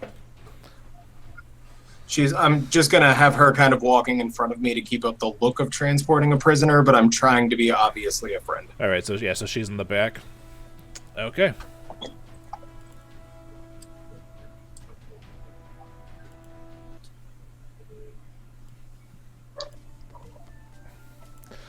And that happens, and back to the world map. I want to go check on my boards. Yeah, I didn't want to fuck with that. No, the moment I passed the planes check, I was like, we need to leave. The moment I saw a picture, and even as Sugtok, I was like, oh fuck. Yeah, Chitons do not fuck around. Yeah, there was that moment where Luke was like, she grabs the knife, she looks at her, I was like, oh fuck. I was like, I blew it. Yeah, I was shitting myself. In all honesty, if Tenebrae had been there, he would have just started fucking up that kite. But he was not there. So we did things the easy, non-violent way. We have a job to do. We were told specifically, don't cause a ruckus. We also have a much larger job, which is freeing the city from the clutches of evil. We can go back. Is evil. We've heard that the demon has been in the holding house. Yeah, okay. Once we get these prisoners where we're going, is there any remote chance that we're actually going to go back, considering A, they've seen us, and B, eventually they're going to figure out those orders were fake? If Tenebrae would like to bring the hurt to that thing, we would need to make a plan and speak with him, but I don't see any reason why we couldn't stop it for the greater good of the people. I'm going to interject here, and Flickie is aware that a single Apocristarius chitin could probably give Nox a run for her money. Possibly even outfight her. Like I said, we would need to come up with a plan and decide if it was a safe endeavor. There's no reason to throw our lives away. We can't help anyone. This is the weirdest conversation for Sugtok to be having. Is the one time I decided not to bust skulls. I spent all fucking night while you two cuddled in the rain meditating with Tib'resh. It brought a little insight. And then you saw to fucking Miss To be fair though, hey, we weren't in the rain. I cast the goddamn circle. To be fair though, you did miss the cuddling. It was pretty good. I'm quite warm in a pinch. All right. I'm quite warm in a pinch. We're gonna take the road. His butt cheeks are huge. And we're gonna go back this way. And I can't. Oh my god. It's okay. I can see it. No, it's just I tried to scroll up and it dragged the cursor with the scroll, so it ruined my perfect line. Ah, dang. Oh man, this session has been high and tight. I'm digging it.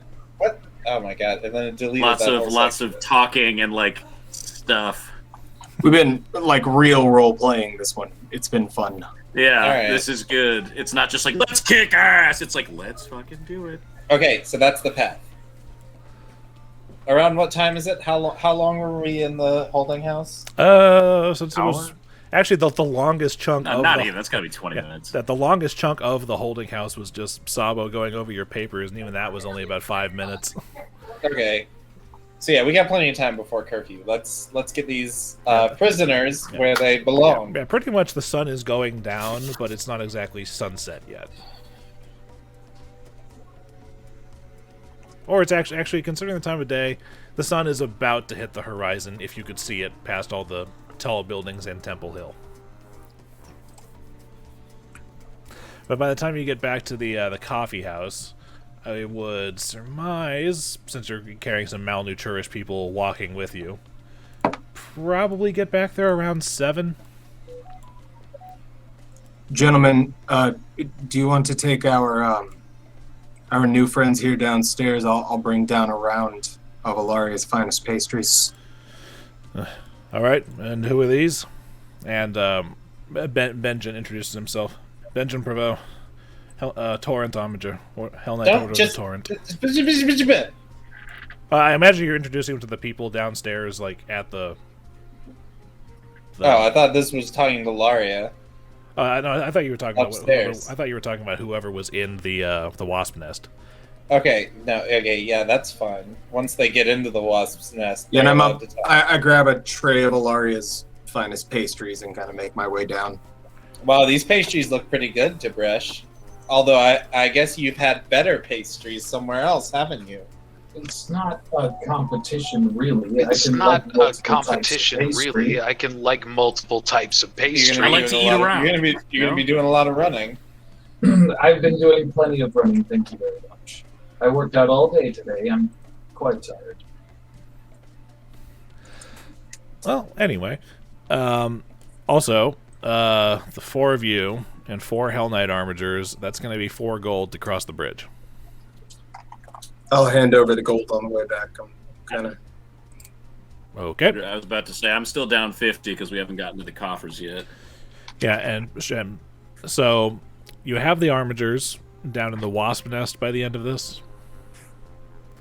Yes. Okay, the three of them are busy making sure that Hortense is okay. And she's capable of walking just fine, but Laria makes sure that there's some bandages down there for her So how arm. many people do we have in the hideout now? Because we've got Crow's Men. Well, I remember telling you that oh yeah, they don't spend all their time. all of your teams are hither and thither throughout the city, occasionally coming back like a check-in or something, but they're not all crammed in there. But you can even tell that with the armigers and the 4 teams and you guys, that the wasp nest is getting very cramped very quickly. Yeah, I was about to say it's kind of bumping elbows together in here. Matter of fact, Alari even mentions like bringing even more people into my basement. It's our basement. Soviet theme plays in the background. Yeah, I know it is, but you know, we can't have too many people down there at once. You know, at some point we're going to have to find some other place for you guys to hold up. Yeah, the Tengu sisters are still kind of permanent fixtures down here, except for the elder sister Corva, who I think last session I mentioned has started to work in the coffee house. Oh, yeah. Because I also remember they're not the only Tengus in the city, because Chuko, the guy who owns the war cage, is a Tengu. And there are I remember that. He's the guy who sold the crossbow. Yeah, and there are plenty of... Or bought the crossbow or something? He runs the weapons shop. And, there are plenty of people, plenty of Tengus working as dock workers there in Ulubilis Harbor. Ulubilis. What a word. All right. I know, right? Well, I'm bushed. That was a successful mission. Nobody died. We did what we had to do. Well, it's Benjamin, you said? Yes, I immediately flopped myself up onto a bed. All right. Yeah, Benjamin's like, well, it's a good thing that the lictor got away. Do you know where he is? He is safe, and he asked us to send safe word of you to let him know once the task was done. Can I write the message, please? Absolutely, and I'll pull out a scroll and hand it to him. All right. He spends a couple of minutes writing. If you're looking over his shoulder, it looks far more like a report than it is an actual letter or something. But he does he does reassure them that despite Hortense's wounds, she's been tended to, and they're currently in the custody of the people that he sent. Signed, Armiger Benjamin Prevost. Right. Is there anything else that you need, Benjamin? I know you. Food and water, please. Well, feel free to ask Ilaria for anything. We'll probably put it on our tab. We'll probably take you up on that. For now, just rest. Take it easy. Tomorrow we'll have a more lengthy discussion about what to do with you, and Icar will point to the armigers. But that'll be a problem for tomorrow. Today, just take it easy. All right, we'll do that. And while Benjamin's talking to you, you can actually turn around and see that Ilsani and Kasten are currently being interviewed by Vendelfek. Hell yeah! I think we lost Dillon. Yeah, I've got Spinny on Dillon.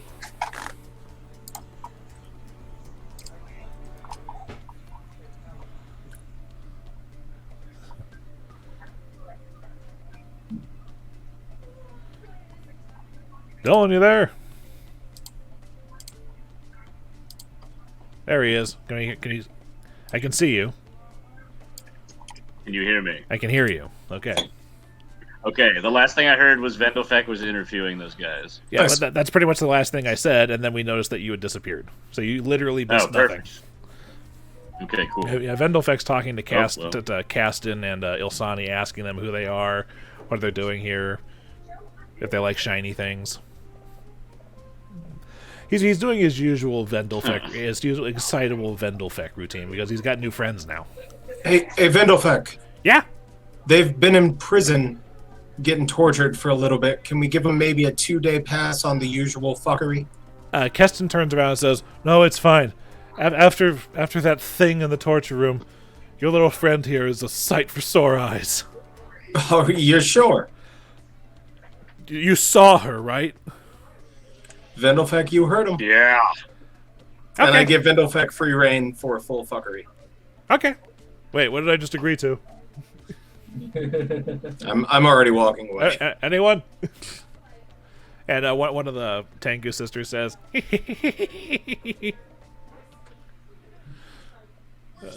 There's something, a small whimper coming from Keston before Vendelfex says, "It's okay. I just like making jokes."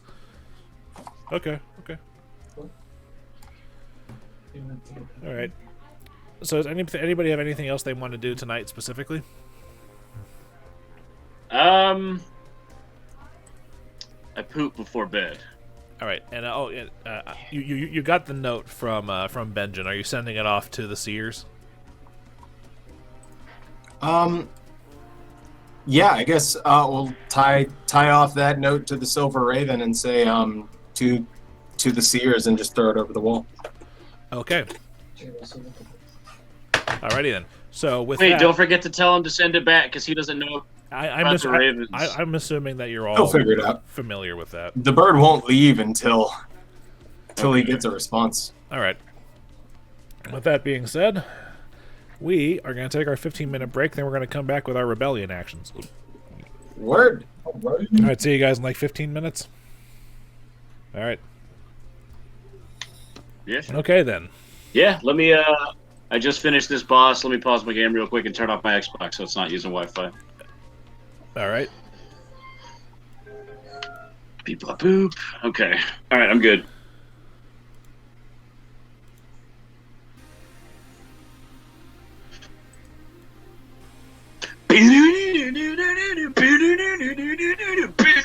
Ah, this song rules. That's why I made it the Silver Ravens theme. It's even the music I use in the new intro for the videos. I dig it. Okay. So a couple things happen before anything else in the rebellion phase happens. The first thing that happens is that the Raven returns from the Shrine of St. Senex with Octavio's reply. And his reply reads, "You have done well. You Ravens have proven your skills and your capabilities to the cause of protecting the city that we all love. Thus, I shall keep my word, and I will throw in my lot with you. The following is for my armigers. We are officially going to be assisting the Silver Ravens henceforth. This means you. Make yourselves useful to them. I will see you soon. Lictor Octavio Sabinus, Order of the Torrent." Which means... Sorry, that entire section lagged for me. What are they going to do? Well, it means that you guys now have a new bonus team in the Torrent Armigers. Sounds like, yeah. Excellent. Extra team? Excellent. I figured as much.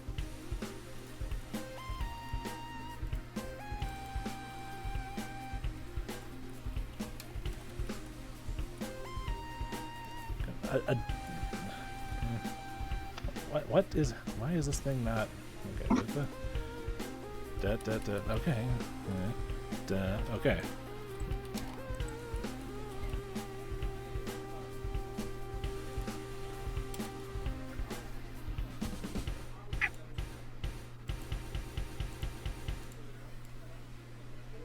Let's make that a bit smaller. Hold on. But the Torrent Armigers... Is that you? Did you just knock the bed? Okay, as far as bonus teams are concerned, guys, the Torrent Armigers, they function as a team of infiltrators. Similar to Crow's Men with one extra thing to it. When they take the rescue character action, they may rescue up to 4 people with 1 action. And, oh boy, they're out here rescuing. Yeah, and on top of we could send them back to that prison. Yeah, that's our doghouse team. Yeah, and on top of that, down here in your ally section, Lictor Octavio is now officially an ally of the Silver Ravens with his own bonuses to give. Specifically, he gives a +4 to security checks made to take rescue characters, and as long as he's allied with you, you guys are immune to the low morale event if I roll it. If it happens, we just ignore it. Alright, the next thing that happens is the dog housing still goes on in the city, so I need to roll for how many people are dog housed, and thus how many supporters are driven to supporting you because of it. Uh-oh. I rolled 4. That's the max. So the first thing... Hey. Yeah, hold on. So, yeah, it's not exactly a hey kind of thing. So I need to adjust this first. Oh, I thought you asked how many supporters came to us. Nope, that's how much the population goes down by. But that also means 4d6 supporters. So let's see what that looks like.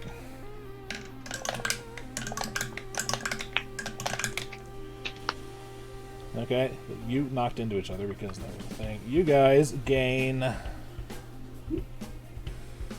Jesus Christ. 14 supporters because Thrune's an asshole.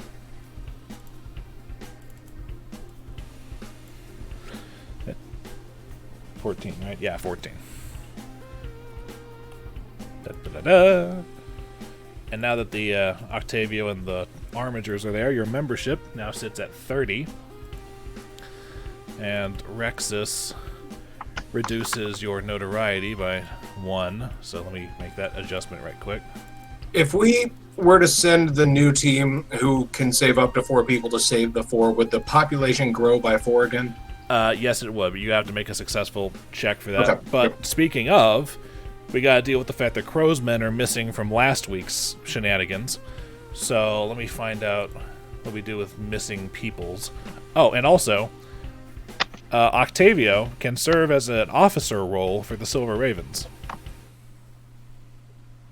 Which means you can, which means you can slot him into one of the roles you guys have, a strategist or a recruiter. Because recruiter is the only thing where the bonuses from people stack, and that's when you roll to recruit supporters. If you're successful, you get an additional amount equal to the level of the combined levels of the recruiters. And I will let you know that Octavio is level 8. What? Yeah, let's make him a recruiter, please. Okay.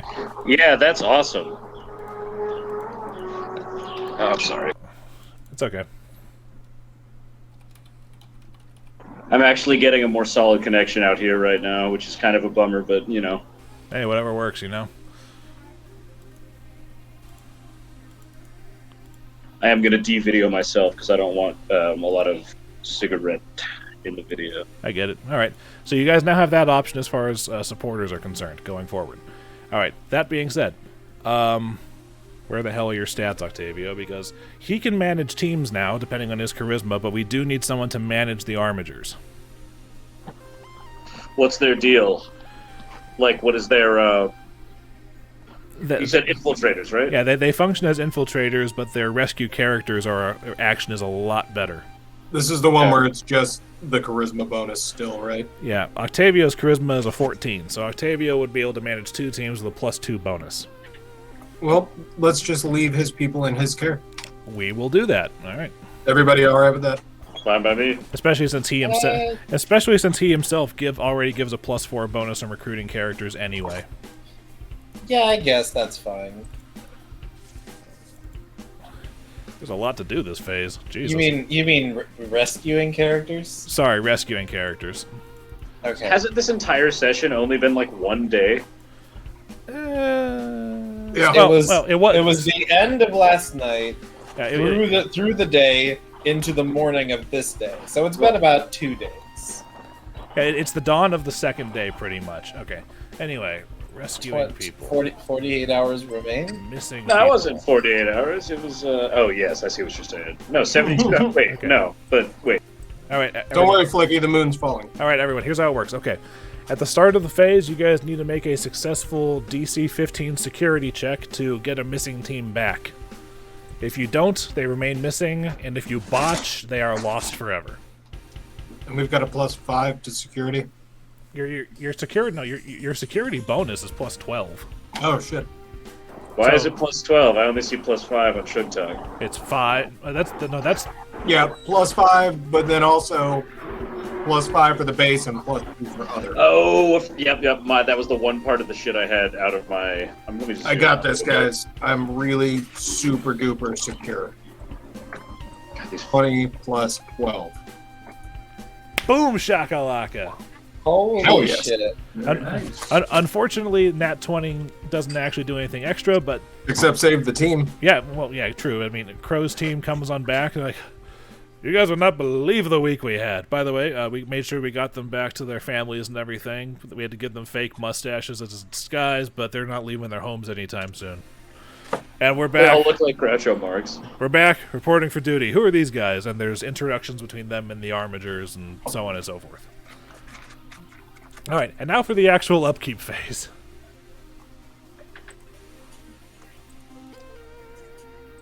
Which means first, supporter attrition. You guys need to make a loyalty check to see if you crit. Otherwise, we're going to have a little people losing. Who wants to make the check? I just wasted mine. I'll do the loyalty check. All right, plus 11. Assuming Tim keeps it there. Who's Tim? Tim is rolling, not Tib'resh. Yes, sir. You son of a bitch.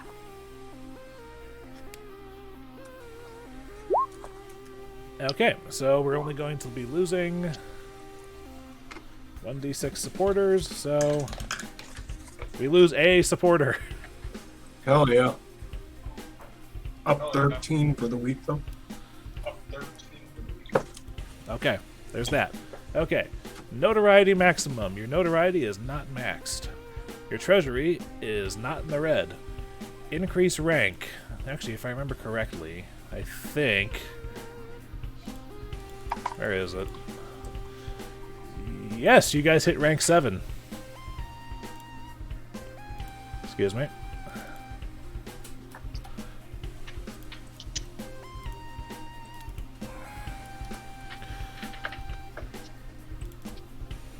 Means your treasury minimum has gone up.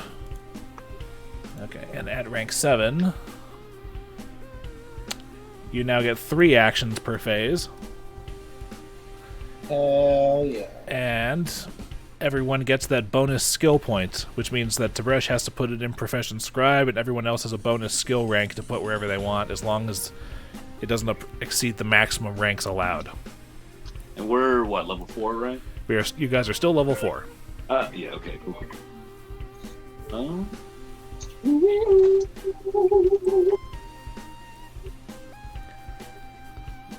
Yeah, UMD it is. Glad we had that talk.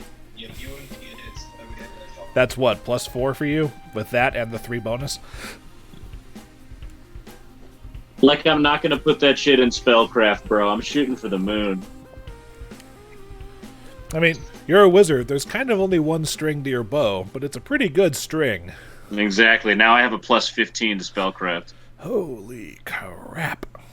Yeah, dude, and we're level 4, baby. How do you... Elves, Wait, how man. can you get that much? Well, I get are you plus able- 8 per... I get, like, plus, like, 7 or 8 skill ranks per level. okay, here's how that works. He has an int of whatever it is plus 5. Yeah. It's It's a- 21 plus 5. Yeah, so he's 5 from his intelligence. He has 4 ranks in it, that's 9. And by being trained, it's an additional plus 3, that's 12. And as an elf, he gets bonus to spellcraft checks, specifically to identify magic items. So that's the only time that he gets an additional plus 2. So actually, I think you did some math wrong. Or did you take an... Oh, wait, did you take a feat that... No, you didn't. You haven't taken... Because, yeah, it's the most you can add in is your level worth of bonuses. I have... Yeah, no, wait. Spellcraft is the plus 2 for identify. I've got the 3... I've got a 5 for miscellaneous mod. Got the 5 for the ability mod. I've got the 3 for ranks, which brings it plus 2 for identify, which brings it to 15. Hell yeah. Okay, so it's a 15 when you're identifying. It's a 13. It's a 13 any other, but that's still, like, come on, man. Yeah, okay. That's Like, yeah, that's pretty good. You've got a lot of circumstantial boosting shit that's just like I'm trying to piece it together because I don't fucking understand it. Well, it's literally because I get like 8 skill ranks a level. So Yep. every level I just go. Well, you can put it all over the place, but it's Yeah, dude. you've Like got I'm not even skill kidding, ranks man. plus training plus Like your I've got int mod, so which is rad. many motherfucking skills in this bitch. Dude. Yeah, man. Like all right. it's the best. It's the best. That being said, the best. Okay, sorry. That being said, now it's time for your treasury stuff. You can either add I to take or 50 out because I am owed 50 for forging all those documents. Nobody argues this. I'll allow it. All right. Does anybody want to add to it? I add 10 platinum. So 100. Yes. Anybody else?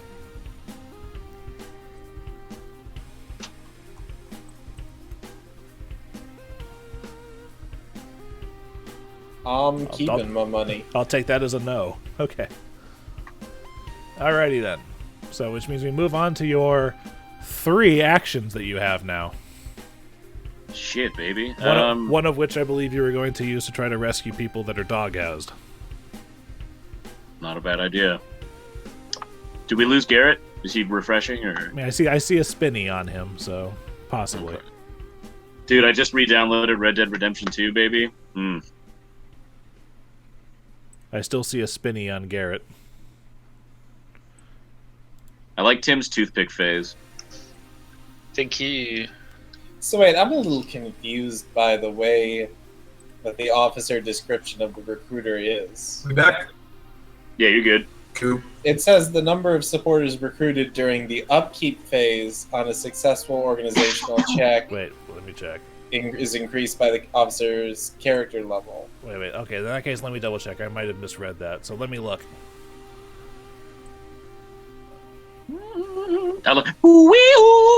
Okay, So during the upkeep phase, we make the loyalty check. Then we lose those supporters, but then we gain supporters if we pass the check. Okay, all right. That is the way it's written. It's kind of weird. Yeah. So he either looks like an asshole in the street or people flock to our cause, is pretty much what happens. All right, so in that case, you guys, instead of losing 1 supporter, you instead just get 7 more. So let me just increase this by 8 since I already took the 1 off. So that's 66. Like I don't think it's going to push us to the next rank. I was just trying to figure out what's going on. Let's find out, because that's actually going to be important to find out. And no, next rank is at 74. Jesus. All right, let's do it. I don't know. You guys are trucking along pretty good. Yeah, no, we're getting it, man. Well, this has been a great session, man. This entire thing has been killing. Sorry, my mistake. How does 75. the action recruit supporters work? Oh, during the when you guys hemorrhage supporters, you lose 1d6, and then you increase it by however many supporters your recruiters are. But the recruit supporters that's not an action. No, that is an action. So what we're talking about is during the upkeep phase. When we make the organization check to check supporter attrition. When you recruit supporters, that's during the activity phase. Okay, yeah. This is my first time dealing with a recruit. That's that thing where you make you do a loyalty check. You pay the minimum amount of your treasury, and then you roll a loyalty check, and you see how many people you get. But basically, this is a way of offsetting those people that you hemorrhage every time. But when you read the recruit supporters action, it mentions the recruiter officer in that. So I think we do. I don't think we gain supporters during upkeep. I think that's a typo. Yeah, it wouldn't surprise me, and I think that's where my confusion is coming from. It just says upkeep, but I think it means activity phase. Because it seems weird that you can just passively gain supporters every turn. That kind of defeats the purpose of using the supporter action. Okay, then yeah. So in that case, we're going to go with the original ruling on that. So this is back down to 58. Okay. I'll be right back. Okay. It's weaker, but the good news is it feels like it makes more sense. Well, you have a third action you can use to recruit supporters, and still have the 2 actions to do what you guys normally do. How do what? 3 actions? How Yeah, do what? Yeah, 3 actions. We're rich. Yeah, you're rank 7. You get 3 actions now. Okay. Does anyone have any actions that they absolutely want to do? Isn't that something we needed to do? What were we going to upgrade the sneaks into? The sneaks and Do you want to make them into thieves? What are the options? The sneaks upgrade into thieves. Yeah, the sneaks upgrade into thieves. That makes them a tier 2 team. Right now they're a tier 1 team. Yeah, and then next week, you have the option to upgrade them into either saboteurs or spies. We've got 2 teams of infiltrators now. So I don't think we need any more of those. Let's upgrade the armigers. The armigers themselves are in a similar way to the Fushi sisters. They operate as infiltrators, but they're not upgradable. Yeah, I was about to say they can't be upgraded. Same with Crowsmen. Yeah, No, Crowsmen were not a bonus team. They're just guys that were kind of given personality by the way the plot was written. Okay. How many teams can we have upgrade right now? crows. You can have 4 teams plus any bonus team. So you And guys we have have 3 one. teams. You have 3 teams taking up spaces at the moment. Okay. Upgrade Crowsman? If you want to upgrade Crowsmen into either Kabbalists or Spellcasters, it's going to require 1,000 gold. We have that. I'm just letting you guys know.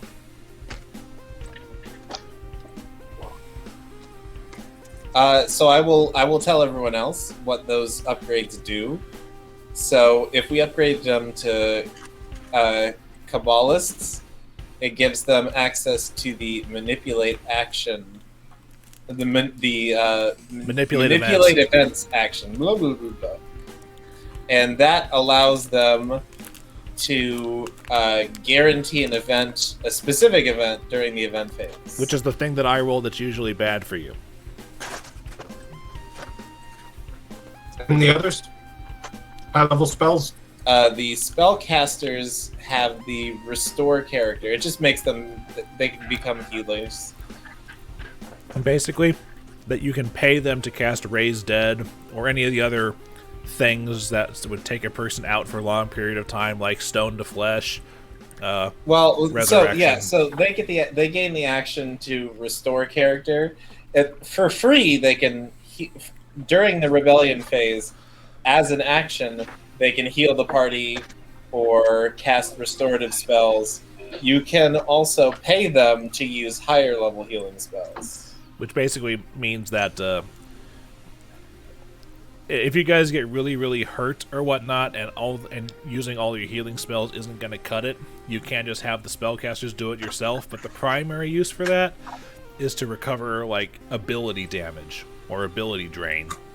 Right, getting the shit kicked out of us. Yeah, like if I hit Sugtok with something that drops his strength down to like 11, it would take him like a week and a half to just rest that off, or the spellcasters could knock it out with an action.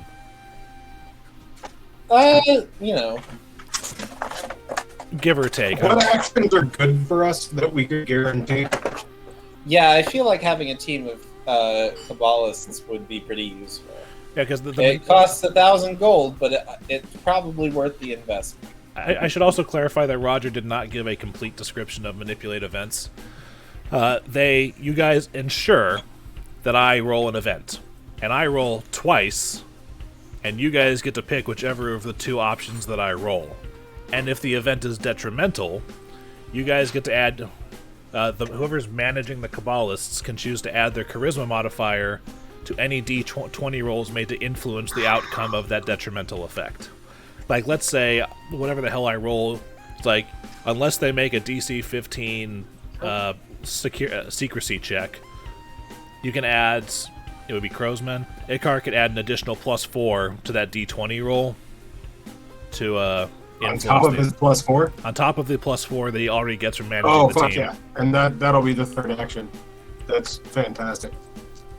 Do we want to wait? Because we got other stuff we want to do. How close to event are we? Right now. No, we don't need that right now. Right now, we're probably going to get an event. Yeah, and you use the action to hell with what the percentage happens. I roll for an event. I roll twice, and you get to pick which of the 2 happens. But what happens when we make that event happen? It goes back down to 0 on notoriety? It's like no, the only way to reduce notoriety is to lie low. Or take the spread disinformation action. Oh yeah, we do have spread disinformation. I forgot because of Vendelboy. Yeah, Vendelfeck. But also, for instance, like let's say I roll dangerous times and low morale. Since Octavio makes you immune to low morale, you could choose that, and then nothing happens. All right, so let's say I think we're pretty solid on using one action to upgrade our infiltrators into Kabbalists. We've got. But then do we want to use 2 more actions? We've got other stuff we can do. Especially if we're going to spend 1,000 gold, it might not hurt to also try to make some gold back with your tier 3 merchant How lord. much gold do we lords. get from earned gold? You roll a security check. Security check. And then whatever that result is, you multiply it by 3 because they're a tier 3 team. And then that's added to the treasury. Also, you guys have a recruiter now, which means you can recruit more supporters if you succeed. Do we want to recruit supporters? Do we want to gain gold? Do we want to try to reduce our notoriety? Like, do you guys have any suggestions, feelings, opinions? I think we should earn gold if we're about to spend 1,000 fucking gold. Yeah, that probably would not hurt. Okay. I also like the idea of recruiting some more supporters because the group that was watching us told us to gather more allies. So I think that's a good thing. That's true. And I mean, more supporters will increase the rank of the rebellion, which is always good. Like, that won't hurt us. Which, by the way, I'm going to tell you what happens when you hit rank 8. Your focus check will increase by 1, so security will go up by 1. Your maximum teams will increase. And then each of you gets a gift of either an armor or a magic armor or a wand. Haha. Do we get to pick the armor or wand? No, I do. There's a gold piece in cool. it. But wands come fully charged, which means the wand would come with 50 charges. Hot damn. Okay. That's tight as fuck. My thing is, I don't know if I feel like using an action to earn gold is worth it when we could be rescuing the 4 people that Barzillai has in doghouses. That is true. We could get gold and doghouse. If we get gold and doghouse, then we won't recruit supporters. But I mean, didn't we just recruit like 8 or 9 just off of like basic shit? So it's not we missed out this week. Yeah, you got 13. So for the gold, we're making a D20 roll and then adding 3 to it. Oh, no. For earning gold, you're rolling a security check. So you're going to have a number from 13 to 32, and then that number is multiplied by 3. So you earn anywhere from 39 to 96 gold.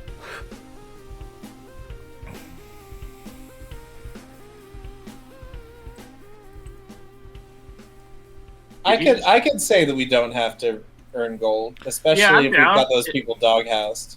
Yeah, I'm down to. I feel like we let Icar down by not helping those prisoners. I feel like we should give back. Yeah, I feel like I definitely want to save the people from the doghouse, and then I'm kind of split between earn gold or recruit supporters for my vote on the last. What do you think, Tib'resh? I think we should. Let's get some more gold. What do you think, Flickie? Is this like the swing vote? Garrett said supporters. Tim said gold. I'm kind of leaning towards supporters. I'm leaning towards supporters and doghouse. Yeah, I think those are the 2 that I want to go with. So supporters, doghouse, upgrade team. All right. Yeah. Any complaints? Upgrade team was unanimous. That was yeah. All right, so I'm just gonna knock that out right quick. So hold on. No, I think we're good for all 3. So we're gonna. Yeah, hold on a second. Just because 30 to 90 gold is nice and all, but we can get that we from just spent 1,000 killing somebody and selling it. Now, are we upgrading crow's men to spellcasters or Kabbalists? Kabbalists. Kabbalists. Kabbalists. All right. All right. Crow's men no longer go out. They just sit around in circles and tap their fingers together and scheme. Anyway, so that happens. So what's the second thing you're doing? Can they be dressed as the old-timey witch doctors with the plague mask? Because now they're crow's men. Let's rescue characters, and I think Tib'resh should roll the security check for that. Let's do it. All right, now who's whatever plus 12? Now, here's the next. Who is using the rescue character extra? Crow's men or the armigers? Armigers, for sure. Okay. Because they can rescue 4. Okay. All right, so that's security check. It's just 12 plus. So security is also plus Octavio, so that's plus 8. D20 plus 18. God damn, son. Woo! Wow. Let's save some folks. Octavio has some bonuses, don't he? It recovered a bad roll.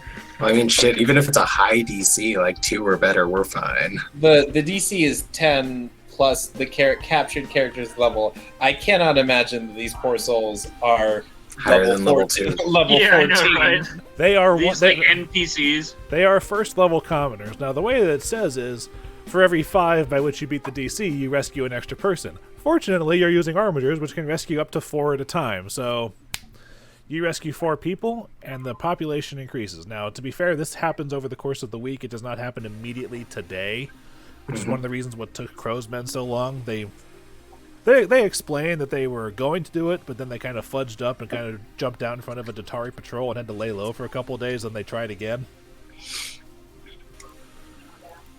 But anyway, the population stays at that lovely, lovely 897 Wait, so there were only 4 total people dog-housed? this week, yes. So Hey, Luke, we turn the were gold from only 8. able to rescue 4, obviously. Yes. Okay. Turn the gold from 881 to 831 because I took that 50 out. I already took care of that. Otherwise, But it was 1881 before you subtracted 1,000. Yeah, he subtracted that other 50 before that. I subtracted Oh, that. I guess I'm tripping, baby. No, My bad, I'm sorry. subtracted that 50 down to 1781, and then you put 10 platinum in, which brought it up to 1881. Yep. I forgot I donated back. That's yep. All right. So you guys have upgraded the team, and you've rescued characters. What's your third thing? Doghouse. But that was what you just did. Oh, my bad. It was more recruitment. It was recruiters, yeah. Right. Okay. Which is double checking. Recruit supporters. By spending an amount of gold equal to the minimum treasury value, you can attempt this. So it goes down by 70. So we had 11. All right. It's still not bad though. Yeah, true. Not great, but But that's why It's 10 times more than minimum. Yeah, that's why it all comes out of the treasury. You guys just went from almost 2,000 down to this. That's why we eat things out of there for the rebellion actions. So now you make a loyalty check equal to 10 plus 7 because it's our rank. So, and Laria gives you a +2 bonus. So this is going to be a D20 plus 12.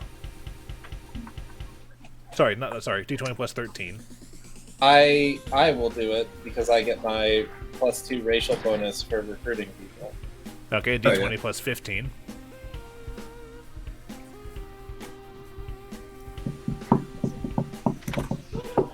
There we go.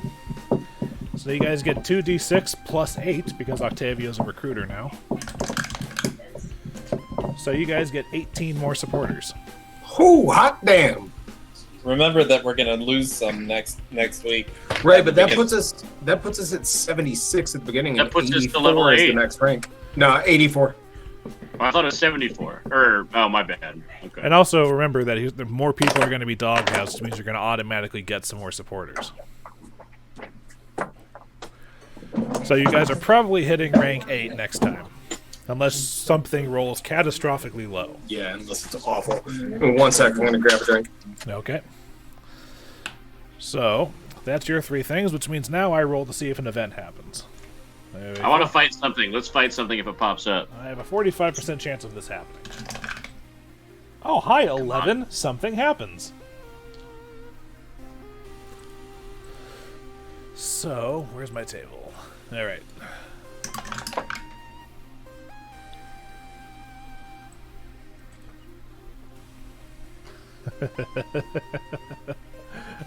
Seriously? Okay. So I rolled disastrous mission again. What does that do? Oh wait, Oh, no. boy. Oh wait, I didn't roll it again. I rolled it the first time. Okay. Randomly determine one of your teams that was committed to an action this week. Let's just do a D3 and then put them 1 through 3. The The armigers is the only team that are dedicated to an event. Okay. That team accomplished its goal, but took significant damage in the process. Attempt a DC 20 security check. If you are successful, it becomes disabled. If you fail, the team is destroyed and must be replaced. And no matter what happens, your notoriety score increases by 1d6. God damn! So it's D20 plus 12. D20. Yes. Do we get a bonus to it if I'm rolling because I'm the security guy? No. Because Alright, here we go. Your thing's already factored in. Please be good. Please be good. Okay, they're just disabled. Thank God. Oh man! I've never stressed a roll We that just hard. spent 1,000 fucking gold. Like, Jesus Christ! No, it was the other team. No, I know. Oh. I'm just moving the one check mark that I have over here. Okay, let me explain disabled to you guys because it's a little worse. It's a little worse than missing. Okay, disabled. When some of a team's members are compromised through injury, morale, sickness, blah blah blah, becomes disabled. A disabled team cannot be used for actions. A disabled team can be restored to full functionality at the start of an upkeep phase by spending an amount of gold equal to the current minimum treasury value. Yikes! So pretty much you got to pay to get them back next week. Great, so you just made this a pay-to-play game. Thanks, Luke. These microtransactions Hey. are killing me. Hey, You're killing the game. He didn't read the parentheses. At the GM's discretion, other specific actions taken by the PCs over and above their daily duties may be able to restore them as well. So you're telling me it was the armigers, right? The armigers, yes. If I give my lady armiger my sweet heals every day over the course of this week, could that help? Well, it sounds like they're injured. Like you would need. Well, it sounds like they're maybe injured. the Like heal you would need. She's like, disabled. Maybe the heal. Wow, that's not a very nice way to refer to her. It's literally what she is right now. She's disabled. So I'm wondering if a cure moderate wounds the are like. team is disabled. Yeah, but she's the one that I'm focused on. I mean, I'll help the other three, but the girl I already healed once poorly, I want to show her how I heal well. I mean, would you Once I rather know somebody. would you rather spend time healing the entire team, or would you just rather pay $70 next time? I would like to spend a little time. Describe the terms of their disability, please, Luke. They're disabled is they tried to. Since they had to rescue 4 people from dog housing, there was scuffling happening with the Dotari and the Armiger and the Hell Knight Order of the Rack and the feral dogs. So they've basically come back with battle damage that just needs to be addressed. Like some of them have some splintered limbs. And they were all out of practice from being in jail anyway, so they need some time to recuperate. And Gentlemen, That is pretty funny. We got them out of jail, and then we're like, all right, back in the streets. Gentlemen, let me spend some time over the next week just having a little powwow with our friends here. I'll play them some songs. I'll see if I can help them feel better by the end of it. They look a little roughed up from all this. They've had a hard time. And I will spend like 2 or 3 hours in the mornings over the course of the next week playing bongos and spending a spell point a day. This is Well, what I was saying. This is what I was saying. Like I do have some points in the heal skill. Could I not spend a Tim portion sounds of like the a week Cylon doing because of the that? double sound. He's like, I have 2 points in the blubber. Sorry. it's okay. Annoying because I tried No, fixing you're my good. mic like It's just 4 because Garrett times. wasn't muted. It's a thing. I've been getting around it by just muting Tim and hearing him through Garrett, which means I have to unmute him when Garrett mutes himself. Yeah, I don't have the wherewithal. Yeah. Anyway, so that's your rebellion actions by all accounts. So what are you guys going to be? So now what are you guys going to be doing beyond What that? day is it? It is still Star Day. Okay. I'm gonna go take my horse and my hawk and just go for a stroll around town Okay. because I want to get closer with this horse because I want to start training it, and me and my hawk don't hang out enough anymore. So we're just gonna go get some food. What do you mean don't hang out? It's constantly with you. Yeah, but like we don't hang out anymore, man. There's hanging out. Does he like me or does he like me? Like what's going on, dude? God, these fucking race cars. I'm sorry, guys. It's okay.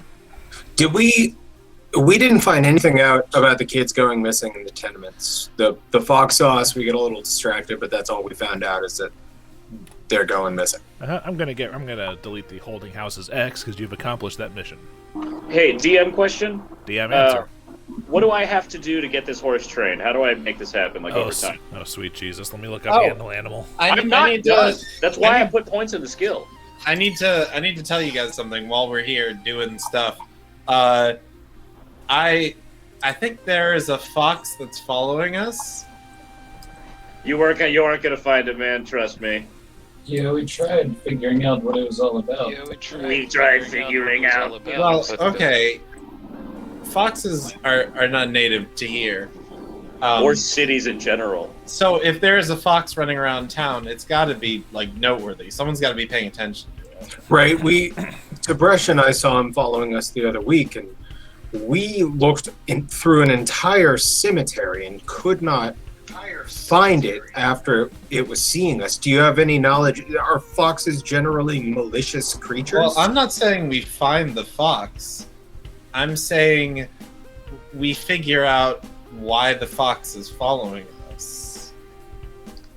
Like why is it following us particular? Like, does it know that we're ravens? Is it working for someone else? You know, is it some animal companion for someone who's spying on us? I don't really think there's anyone spying on us. Wait, did we ever? Actually, never mind. It's not relevant. I think we did. No, go ahead. Go ahead. What were you gonna say? Did we ever? Oh, sorry. Did we ever? We solved all the Shenson stuff. We solved all of the. What's it? My notes are in the other room. Well, we haven't solved the Shenson stuff. She's still missing. Nobody has heard shit about her. I've asked several times. We do know someone's been keeping an eye on us as far as the how big our group has become. They So might we be know looking at that- us. You know, they might That's what be I'm looking saying. at us What through if- the foxes. what if it's Maybe not- there's some sort of connection there. Is there? Man, I'm trying to piece this together in my head right now. So this fox has been following us. We haven't had any more malicious attacks than normal. In fact, I don't even think we've really fought that much in like these past couple of days. What I'm thinking, someone is trying to get info. I think because then I looked for this fox the other day. I couldn't find it because I have the hawk. So I did a little sweep of a few blocks. Nothing. No burrows. Nowhere for it to escape to. I have no idea where this thing went. So I'm at a loss. It has to have something to do with someone in the city that doesn't want to be found. Because why send a fox that can't be found if they wouldn't come themselves? Well, maybe we should try to ask people if someone else has been, asking about us. Like, if the fox is going around, whoever's sending the fox is probably also doing their own investigations. Where was the first place? They're going to talk to people. Where was the first place we saw the fox? Near the school. And then School? just now, where was? No. The Alabaster Academy? No. The first And place. The first place you guys saw the fox was on the fence near the Tooth and Nail. Tooth and Nail. And then where did we just see it just now? It was following me when I was in Red Room. Huh. So I'm thinking somewhere in the southern side of the city, someone's trying to get a tab on us. Well, maybe we should just be a little bit more cautious. Not in a bad or a good way. I think we should, exactly like Icar just said, I think we should keep an eye out. Tib'resh, when do you start that new job of yours? Roger, what's the first day? What's the first day of the week? What's the first day of the week that you don't raven up? That Usually. would be. It's usually Sunday. So Tib'resh, it would be tomorrow. Sunday, Toll Day, and Oath Day are days that that Icar is usually preoccupied. Which means Sunday, Tuesday, and Thursday for clarification. Yes. It's not too hard to... I'm just thinking if you're working at a notary shop, she's got to have some kind of knowledge of the history and events of the city. Maybe you could ask her if she's seen if she knows about any connection with foxes with people around here. I can certainly keep my ear to the ground and see if any interesting. ask if she can. Wait. For them. Give us a verse and drop some knowledge. This is the old part of town.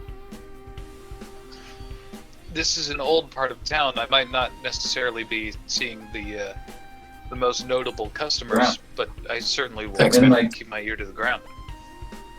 And my All right. So what do we? I guess Icar would probably spend the rest of his star day doing some more rumor collecting.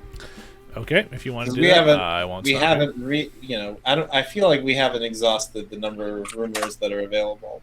What are these other X's up top, like near the war cage and the academy? Oh, those were the X's for like sewer exits. Yeah, those are the sewer exits. We still haven't explored the full first. sewer network. Yeah, honestly, I kind of... Oops, sorry. Yeah, Flickie, you want to traverse the underground while the other two hold out normal jobs? We can see if we can find some other. I do. But was Icar in the middle of? Icar is rumor gathering. I'm okay. Then yeah. Don't worry about me. Hey, nat 20. Did we ever get a canoe or a boat down in the Wasp's Nest? I can't remember. You never did. Fuck. Okay, well then, yeah, I guess it's on me. I'm gonna take Tim the Hawk, and I am going to explore. So I see this blue outline is what we've explored already, right? Yes. Blue. Okay. Yes, then I'm going to explore to the west of Lady Doker's School for Girls. What's up? Yeah, I'm going west of the Doker's School for Girls. I will go the other direction. So at the beginning, like maybe we should stick least together. Covered wins. No, we're fine down here. Worst we'll see is some rats. Okay. I do know how to bail. That's true. And we're good at running if needed. Okay. But as far as what Roger hears that someone is a little upset about something. It seems like the Poison Pen hasn't released any new poems or verses in several weeks. My guess, he's been snatched up by the Lord Mayor's guards and he's rotting in the keep. Yikes. Poison Pen, have we heard about that before? You have not, but if you want to make me a knowledge local check to see what you may have heard about it, I'll let you do that. Okay. And Roger's the only one who heard this because this is a rumor. Jesus Christ, Roger. Here's your natural 20s doing what you do My best. fucking guy, dude. Jesus Christ. You're on fire tonight, man. Roger, for the last a little over of a year, the Poison Pen is pretty much an anonymous author who's basically a harsh critique of all things Thrune, who leaves poetry, short stories, small little like jaunty songs or whatnot around that pretty much lampoon anything infernal, diabolic, or Thrune related. Calls himself the Poison Pen of Kintargo. But he hasn't been doing. He's against Barzillai? But he hasn't been doing this recently, which is for the last couple of weeks. Nobody's seen a new thing from him or her. They don't know. They don't know who the Poison Pen is. I was literally about to ask if we had a name. Never mind. Nope, you've got the nom de plume, as it were. I'm gonna need a nom de plume.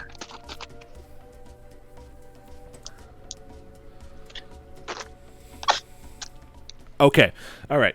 Now, does anybody have anything else to do with that, or can I answer Dillon's question about training his horse? Let's go ahead and do that. Okay, Dillon, here's how Handle Animal works. Teaching an animal a trick is going to spend a week of work, and you can teach an animal one of the following tricks, and depending on what the trick is, determines whether it's a DC 15 or 20 check. And your horse has an intelligence of 2, I believe, so it can learn a maximum of 6 tricks. The tricks are in alphabetical order: attack, come, defend, down, fetch, guard, heal, perform, seek, stay, track, or work. Yeah, I just want come, stay, and work. Okay, work is pulls or pushes a medium or heavy load. Stay is self-explanatory. And come is animal comes to you even if it normally would not.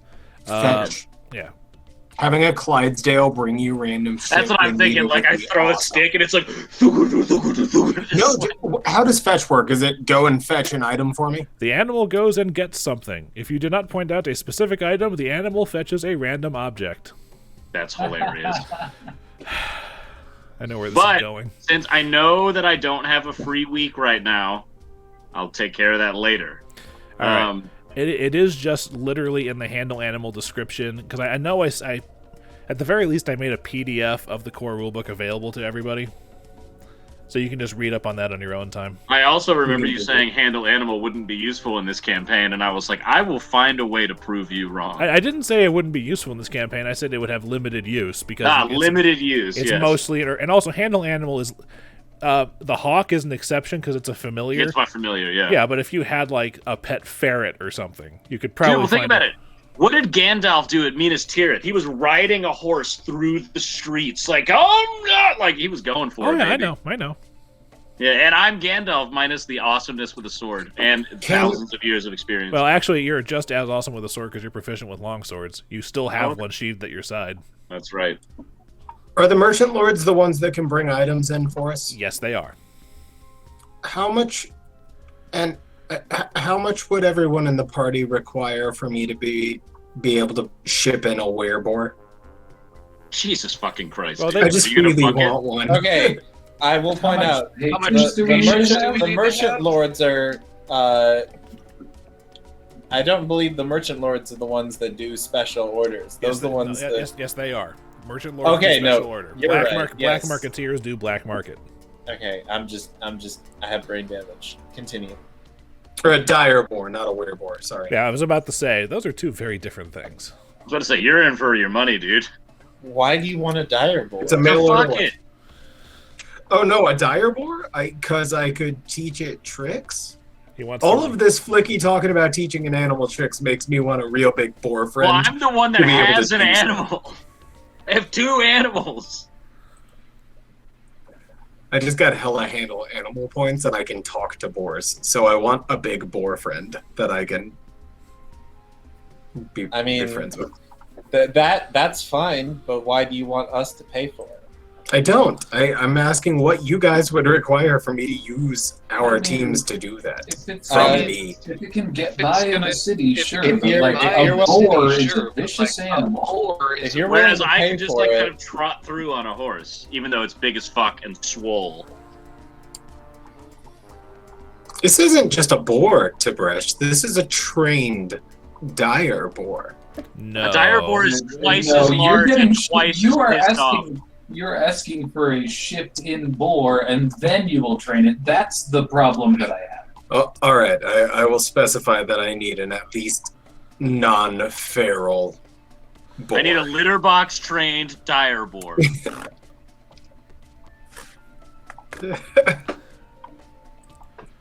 Luke, I do have the ability to communicate with the boar as person mano a mano. I know. I'm just looking Real up. quick. I'm looking up dire boar. Hold on. does Intelligence too. Does anything come of us exploring the sewers? I need survival checks for that. Okay. Survival, I have 0 points in. Let's go! I do believe this is why I stopped trying to explore the sewers in the first place. 14. Yeah, so... Just base 14, no bonuses. Damn, son! Where'd you find this? And where were you exploring? I went the other direction. I went east. Kind of northeast, trying to fill out that pathway a little towards the Noble District. Okay, so Sugtok gets...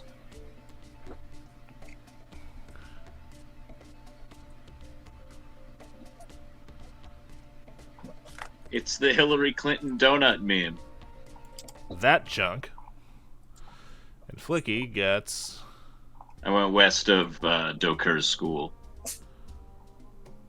Oh, did I not get an attack? Did I do it? that chunk.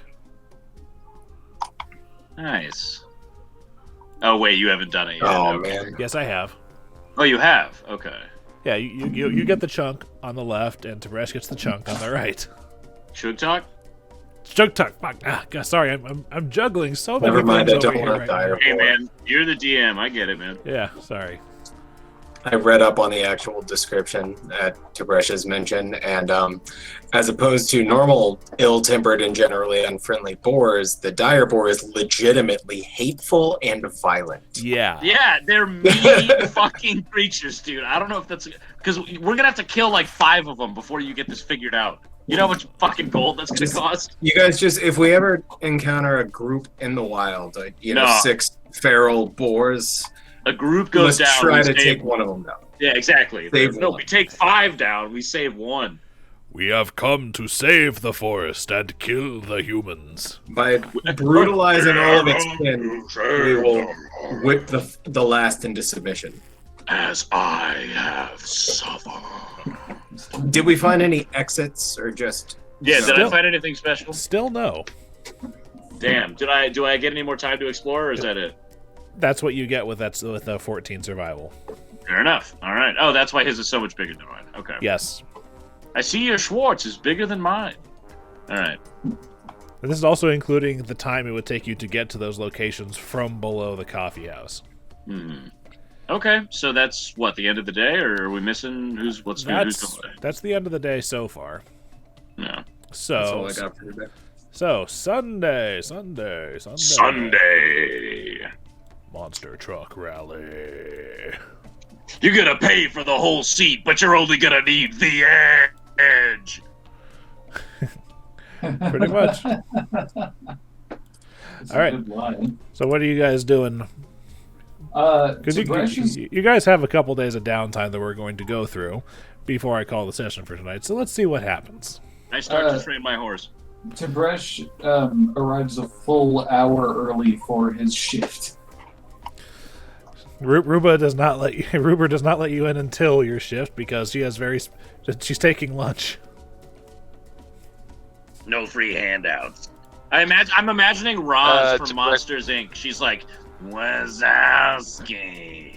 I kind of wanted to save that for some other NPC because I think the babushka old lady is funnier for just the random NPC right here. That means I'll be right back. Tib'resh patiently waits outside, resisting the urge to run to Sweet Tooth. Bro, you are growing a problem. He's really nervous before his first day of work. This is the whole. Something has to challenge. How old are you? His How balance. old is your character?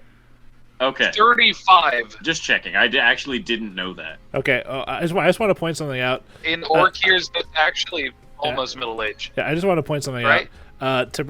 Tim is still coming through on a slight delay, so I heard Dillon say, "Oh, okay, that's what I thought." 35. Tim is 35, and I didn't know or Tib'resh is 35. I didn't know how old he was, so I asked Tim. Oh yeah, I know, but Tim's as far as my machine is concerned, Tim's on a slight delay. Tim said 35. So okay, never mind. Yeah. So you said. So Tim, how old is Tib'resh? Oh, okay, 35.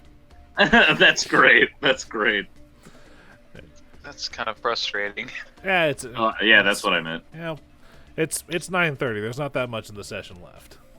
Hey man, we got 30 minutes of talking. Oh, don't worry, because I got something to fill up the rest of the time. You guys are gonna have questions that need answering anyway. But your first day of working with Ruba shows up, and at your appointed time of 1, Ruba McIntyre. Everyone's like, all right, fresh blood, get in here. Come on, young blood. Okay. Clacking her dentures at you. My performance is actually super awesome because of my wisdom. I didn't know the wisdom went into it. So. Did you mean profession? Pretty high. Profession is what I meant to say. Yeah, it's right above performance. I need to change that. All right. Now, the way that it's going to work is you working a full week is still the 3-4 hour shifts that you've pretty much got penciled out. So after your third shift that week, which basically means that after the week, so during the rebellion phase, if you do a week of it, you make a profession check, and that's how much silver you earn for the week. But cool. Yeah, it's kind of like The Sims, where you go to work, and then you come back, then you go to work, then you come back, and then you get like a chunk of it at the end of the week. Oh wait, no, Sims you get paid every Can day, I sense motive to see? Can I sense motive to see how Ruba thinks I'm doing on my first day? Tib'resh is Didn't you just get here? Mortified. He's super nervous. I'm fast forwarding. Well, yeah, but I figure my day will play out. If you want to. Yeah, I'll take a look. Just gonna sense that motive there. You seem to be getting the idea that Ruba's focusing mostly on the backlog that she's got of stuff, but she does take the time to kind of look over and then look back. She doesn't critique you, but she doesn't praise it either. Tib'resh takes that as a good sign. By the end of the day, she's impressed with the quality of your work. She just wished you were faster at doing it. I'll get there, Ruba. I promise. Yeah, well, you'd better. I'll see you on Toil Day. Now go have dinner. Absolutely. Somewhere. See you Toil Day. You skinny bitch. All right. So that's what he's doing. Everybody else? Training my horse. starting to train my horse. Okay, now that's going to be, again, an entire week long. No, I have to take a whole week? Okay, I can't you pretty much have to take an entire week, and at the end of the week, you make your check to see if it learned the trick or not. I'm going to dedicate some time this week to... Yeah, because you've still got, like, a week and a half of I gotta hide from my family, don't you? Yes. For now. So, wait, then... Oh, sorry. Icar is probably going to spend today... I was going to ask him if he wanted to explore the sewers with me before he makes a choice. Wow, that sounds really exciting. You know what? Why not? Fuck it. Hey! Alright, less chance of death. Hey. I go, guess what? Snap my fingers and then like a magic torchlight appears and I'm like, this is gonna be a good time. Oh wait, Garrett's, I'm getting swirlies. Yeah, me too, but... Alright. At least one of us actually has a survival check. Yeah, I know, right? I asked him if he wants to continue west along the path I explored yesterday or if he wants to kind of go over to where Sugtok was. Let's stick with where you were going. I want to clear out this corner. I didn't see anything dangerous in here, and I want to clear out this corner because then we would have an entire section of the city almost complete. That's fine. Groovy. I'm going to leave the survival up to you, big dog. I mean, are we both allowed to roll one? Yes. Okay, let's see what I get. I was going to spend another day or two trying to head south from where I was earlier. I got a 19. Oh, sorry. Okay. Actually, can I, for my first day, I wanna walk down kind of towards the war cage and go in that entrance and try to explore the area under it. Okay. You can actually get through because the bars of this particular exit are wide enough that someone your size can squeeze through them. It was mainly an issue for trying to get a canoe in. Okay. Yeah, So you're trying to explore the area near the harbor? West, like southwest of the war cage. Just to, I want to. Well, actually, no. I want to go east of the war cage entrance. Okay. Well, first, let me point out what Flickie and Icar found. Oh shit! Do we find anything cool? I mean the area that you've mapped. That's fair. I mean, it's still area. Hey, look at that, man. We've almost got an entire quadrant of the city completely, like, Batmaned out. All right. And as for... what did you end up rolling, Garrett? Okay, that. All right. A 10. Well, we are shitting the bed with these rolls at the very end of the session. You get that because... we get a couple of days. Because you actually spend a lot of time trying to head in the direction you indicate before realizing the sewers just don't seem to go that way. So you get this small little area that curves in a more northerly direction. Okay. Can I use the end of the day busking after I prestidigitate the stank off of me? We should form a band. If you want to. And whatever your result is, divided by 7. Would you not round up because you're so much closer? Oh no, 21, 20. I'm a fucking idiot. Don't even fucking listen to me. And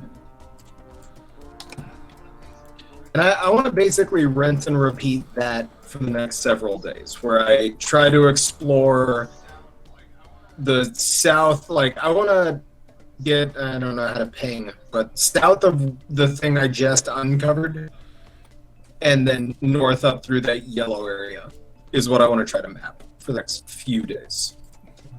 We have multiple days to explore? That's what's happening? Yeah. You're like a week and a half, right? I want to do half-day exploration, half-day busking. I didn't say we were doing an entire week of downtime. That's what I'm saying. I was like, I don't know if we have that much time because I would have trained my horse. Yeah. Well, fortunately, once wheel day comes around, I've got something to point out to you guys. Excellent.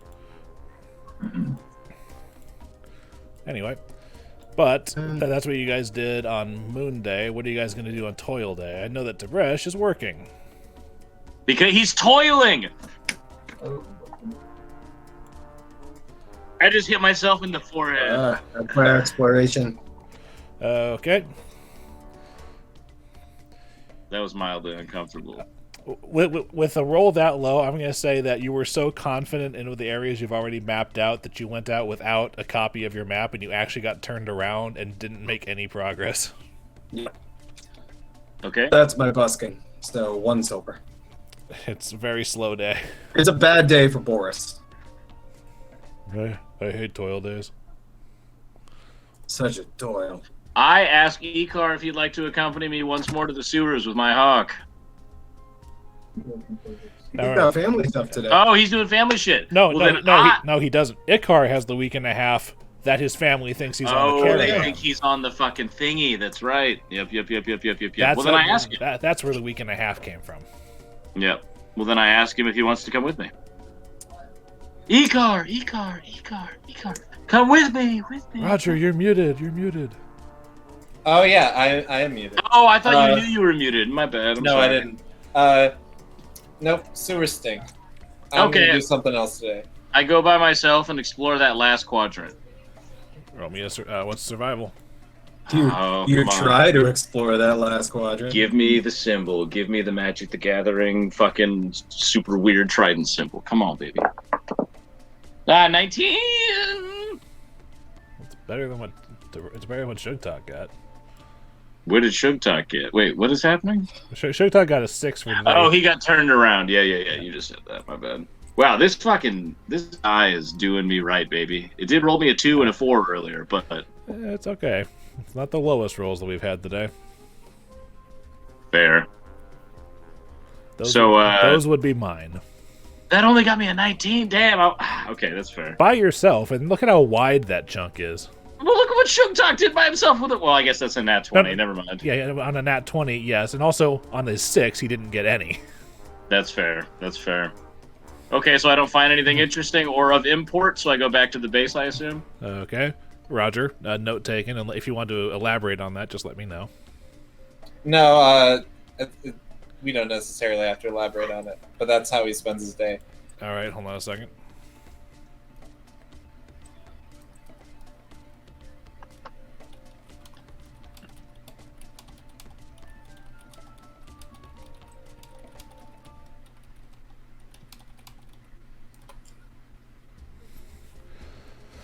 All right, anyway, so that happens. Okay, note taken, Dillon. Thank you. Just like the stuff I was talking about earlier, maybe. Just Yeah, know. you and I can discuss that outside of the game, and Yeah. we'll see what we can figure out with. But Wheel Day rolls around, and while everybody's out doing their thing, town criers are going around. Oh, just as a note to backtrack, on Toil Day, not Toil Day, on Moon Day, Icar will respectfully ask Flickie if he can crash at his place, Of course. since he can't exactly go home, and we did spend man. all day together. Dude, this is gonna be fun as fuck. Of course you can sleep at my place. And It's the first people I've had over since. a while. And as a matter of fact, this is the That's first the time you guys. thing. This is the first time you guys have any of you, Flickie included, have been to his house in this campaign. I kept trying to get you guys over to my fucking house. I'm so glad this is happening. But yeah, We come- Why See does the it, why does it scrimshaw we got like smell- 9 episodes ago, tucked away in the side yard. Why does it smell of dead parents? and then You just see me chibi in the distance with the purple sad lines as I wiggle. and then Flickie sets Icar on fire. Thus, It we was- are it a was 3-man campaign. It was a good run. Nah, it's cool. No regrets. I'm starting to get used to the fact that my parents always told me to prepare because they were worshiping in a city that didn't appreciate it all the way. But But yeah, I don't know. As far I mean, it's a quaint house. well, it's a nicer house than Tib'resh's, and it is its own house. It's not an apartment like Sugtok's. It's actually the Harbor District. The Harbor District is a relatively kind of well-to-do district. It just kind of mostly smells of fish and things, Fish. even over in this residential elbow over here. But he's actually got a 2-story house. yeah, it does have 3 bedrooms because there was one for me, my parents, and my sister, who I don't really like to talk about that much, so don't bring it up to the guys, all right? Your secret is safe with me. Okay. All right, but this is my house, man. And, like, you know, it's, like, dank and empty because no one's been here in 2 months, but it's big. And then all of a sudden, I get the fucking idea, holy shit, I own this house. We could put some people up here. Flickie's getting into real estate. No, I'm like you're gonna rent the house to tenants? No, I'm talking about Laria's getting pissed that we're fucking funneling people all into her shit. I could probably fit like 20 people up in this bitch. This is a 2-story house. I mean, that'll work. It's a 2-story house. I'm not going to say each story is a big story. Well, okay, let's shrink that down to 10. How about you? Pretty much, you got like a communal area downstairs and a kitchen area, and a corner of the house for stairs going up, and then you've got the 3 bedrooms upstairs with a bathroom upstairs as well. Yeah, we could repurpose that. Yeah, it's like a townhouse, but it's standing on its own. It's not part of a larger building divided up into units. We could cram bunk beds into those rooms. The bedrooms could literally be just bedding rooms. That would work as a temporary measure. No, not for forever, because this is just a house in the middle of the city. But if Laria's getting PO'd up at us, we could, probably stash. We could probably. I think we could establish this as a safe house if we wanted to. We could, but Icar, before we go to sleep tonight, I have to teach you something.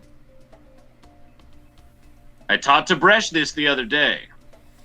Is that why he was walking around sort of like, hobbling a little bit? No, he's just an idiot. But what I taught him was how to play chopsticks. And then the camera pans out of the window and it says Boy Meets World. Oh dear. But I do teach him how to play chopsticks. That's our bro moment. I don't know if Icar wants anything else to happen, but we play chopsticks before we pass out. Did your parents teach you this game? They did, yeah, actually. Are you there? You're not there. You're at the tavern getting drunk. If there I was gonna say, I was I see Shuktok's head floats around me. If there are any boars there, he wants to train them. Did your parents teach you that? It's stop! Parents. Anyway, that happens. Morning rolls around, and it's not long before the town criers are out. Hear ye, hear ye! Well, by the order of Lord Mayor Borzilai Throne, possession of poetry or prose written by the following authors is hereby forbidden and punishable by a fine of 100 gold pieces or imprisonment. Bosworth the Bard, Charlotta de Venep, Genrail of Vire, and the anonymous miscreant who calls him or herself the Poison Pen of Kintago. All documents bearing the writings of these miscreants must be turned over to the Datori for destruction by sundown. So says Proclamation the 10th. Repeated. Damn, that's wild. And we're looking for the Poison Pen, right? No. We heard a rumor that the Poison Pen stopped writing. Yeah. But now they're writing. Now those poems that the Poison Pen has been writing, are verboten. Well, because hasn't the Poison Pen been maybe kidnapped or whatever the hell? Because it hasn't been heard from for weeks. That's the current rumor. Yeah, and also knowledge history. To anyone. I got you. Give me 2 seconds. By the way, all 4 of you hear this at some point, because the criers go around the city.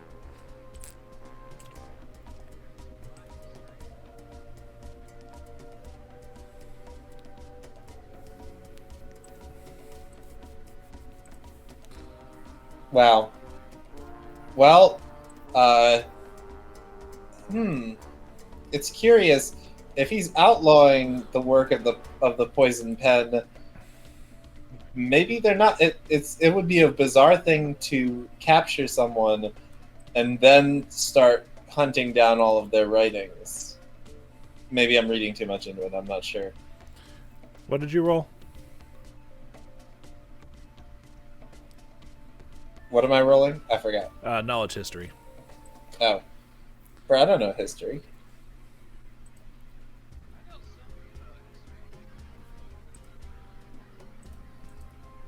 Yeah, I fucking dropped the ball for being such a wise guy. I fucking biffed. Is Garrett there? I'm not seeing or hearing him. Okay. Yeah, he's there. He's just doing stuff. Okay. All right. Tib'resh is aware that the other three mentioned in the proclamation, Bosworth, Charletta, and Genrail, are all poets from like decades ago who have passed, but all three of them were poets who pretty much took the mickey out of House Thrune.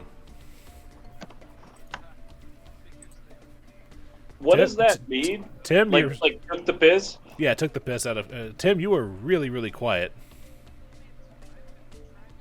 I still can't hear you, and I actually do have you unmuted. He has his mic muted, but not his Roll20. Ah, okay. How about okay. There we go. Sorry, there's some sort of decibel booster that I took down because I thought it would prevent Garrett's voice from bleeding through. Never mind. You guys are Tib'resh 6 feet from each other. We just kind of got to deal with it at this point. Yeah, Tib'resh is just saying to himself, no kidding, they're getting rid of those. Although it's a terrible waste, those books are fantastic. They actually are. I mean, these are all these are all famous, noteworthy poets. Do we want to try to organize a charity book drive? An anti-book burning? I would very much like to get my hands on some of these works. If nothing else, to draw inspiration as a. Oh, I know some of them by heart. They're fantastic. Honestly, it's pretty. This is these poems are hope for the people. If you know them by heart, why don't you just write them down? I can't We could do rewrite it someone together. else's work in my own pen. I could help you. A copy. You're a scrivener now. Copying is literally your job. And I can make you better. I could make copies of some of their work, but I would get in just as much trouble in the same amount of time. I can tell you guys, I can list so many of their poems. It's beautiful, beautiful work. Let's call it the Underground Zine Road. These places where the books are going to be collected, are these just prune drop points? Is there one that we might be able to ambush? By turned over to the Datari, you're pretty sure it's going to be a similar situation to either the Datari going door to door or people bringing them to the guard towers the same way they were lining up for the guard towers for the copper pieces, having to do with the first proclamation with killing the ravens, doves, and mice. Wait a minute. Never mind, I'm just being weird. Do you guys want to go scope out in front of the guard towers, see if we can get some people? I mean, these are people that are willing to turn in their materials. I think the ones we want to know are the people who refuse to turn them in. No, Tib'resh, that's pretty fucking clever. I'm known for my wisdom, not my intelligence. I'm just saying, I wish I had thought of it. Well, I mean, it would also be a bad idea. You know, it's going to cost us money if we get caught with this stuff. So going to where people are turning it in and being like, hey, why don't I get that from you instead? Like, you know, maybe 200 feet from the Dotari who are currently waiting to destroy this object. Not the greatest idea. Yeah, maybe I'm just hungry for a fight. You know, these books were just banned. There's a good chance we could pick them up before they're out of stores. I mean, the populace has until the evening to respond, so why don't we find a bookstore that's trying to get rid of these fast as possible? I bet you anything they're super cheap. Unless Either I'm way, I don't go to bookstores. You don't go to bookstores, you naive child. No, he just has a library. You're all He's just got his own library. Yeah, I mean, I think we should find the nearest bookstore and see if we can get one of I these before they're taken off the shelves. I could read about something really cool happening, or I could just go do it. Well, let's go do it. Let's go steal some books. Cliffhanger. The solar opposites are stealing some books. Well, I mean, I'm glad there was a beat there. The city's doomed. Honestly, I mean, the books are more, they're anti-throne propaganda. Finding those books would be no more than listening to Shuktok's music in the streets. By the way, I've been loving your lyrics recently. There are songs of angry men needing to be sung. He's singing under and over it. No, it's just all the Les Mis rebellion songs. Alrighty then. Does anybody else have anything specific they want to do? Yes, Luke, go find someone who can help me with that thing I whispered you about. You and I will discuss that off camera between sessions. I know. That's what I'm saying. But that's the last thing I do. All right. So with that, I'm going to call. You leave Icar alone in your house? Yeah. Oh, I'm not in his house. I stayed over with him on Moon Day. Yeah, it's the next. I did not stay in his house on Toil Day, and today's the day after that. He's probably with his Tifa girlfriend. Yeah, he's probably fucking that hoe. Don't you speak poorly of her. She's great. I love her. What was her name? Zaya? Yes. Hey! First try. Yeah, dude. Looks like we all like her, man. Might work out for you. What? Hey, I'm just saying, if we like her, your you girl like has her. to get along with all your bros. If it's gonna work. Yeah, It's just you gotta get the seal Brethren of approval. before Team. Brethren. When? Close enough. Whatever. All right, you got it. He's trying. Warriors As the before classic wenches. phrase goes. Warriors before. Did you say bitches? Wenches. Oh. Anyway, so I'm going to call it there, so we have something to do next time, and I'm calling it there because I have good news for you guys. Do we level up? For clearing out the holding house, which includes tricking all of the guards and the warden, successfully Yours truly, motherfucker. for using the forged papers to prevent notoriety increase in breaking them out, and for getting Hortense away from Genemal, and recruiting the armigers and Octavio, you guys get 3,050 experience points. Holy shit, that bumps us. Oh yeah. So we're at 15,450. Yep. And level 5 is at 15,000.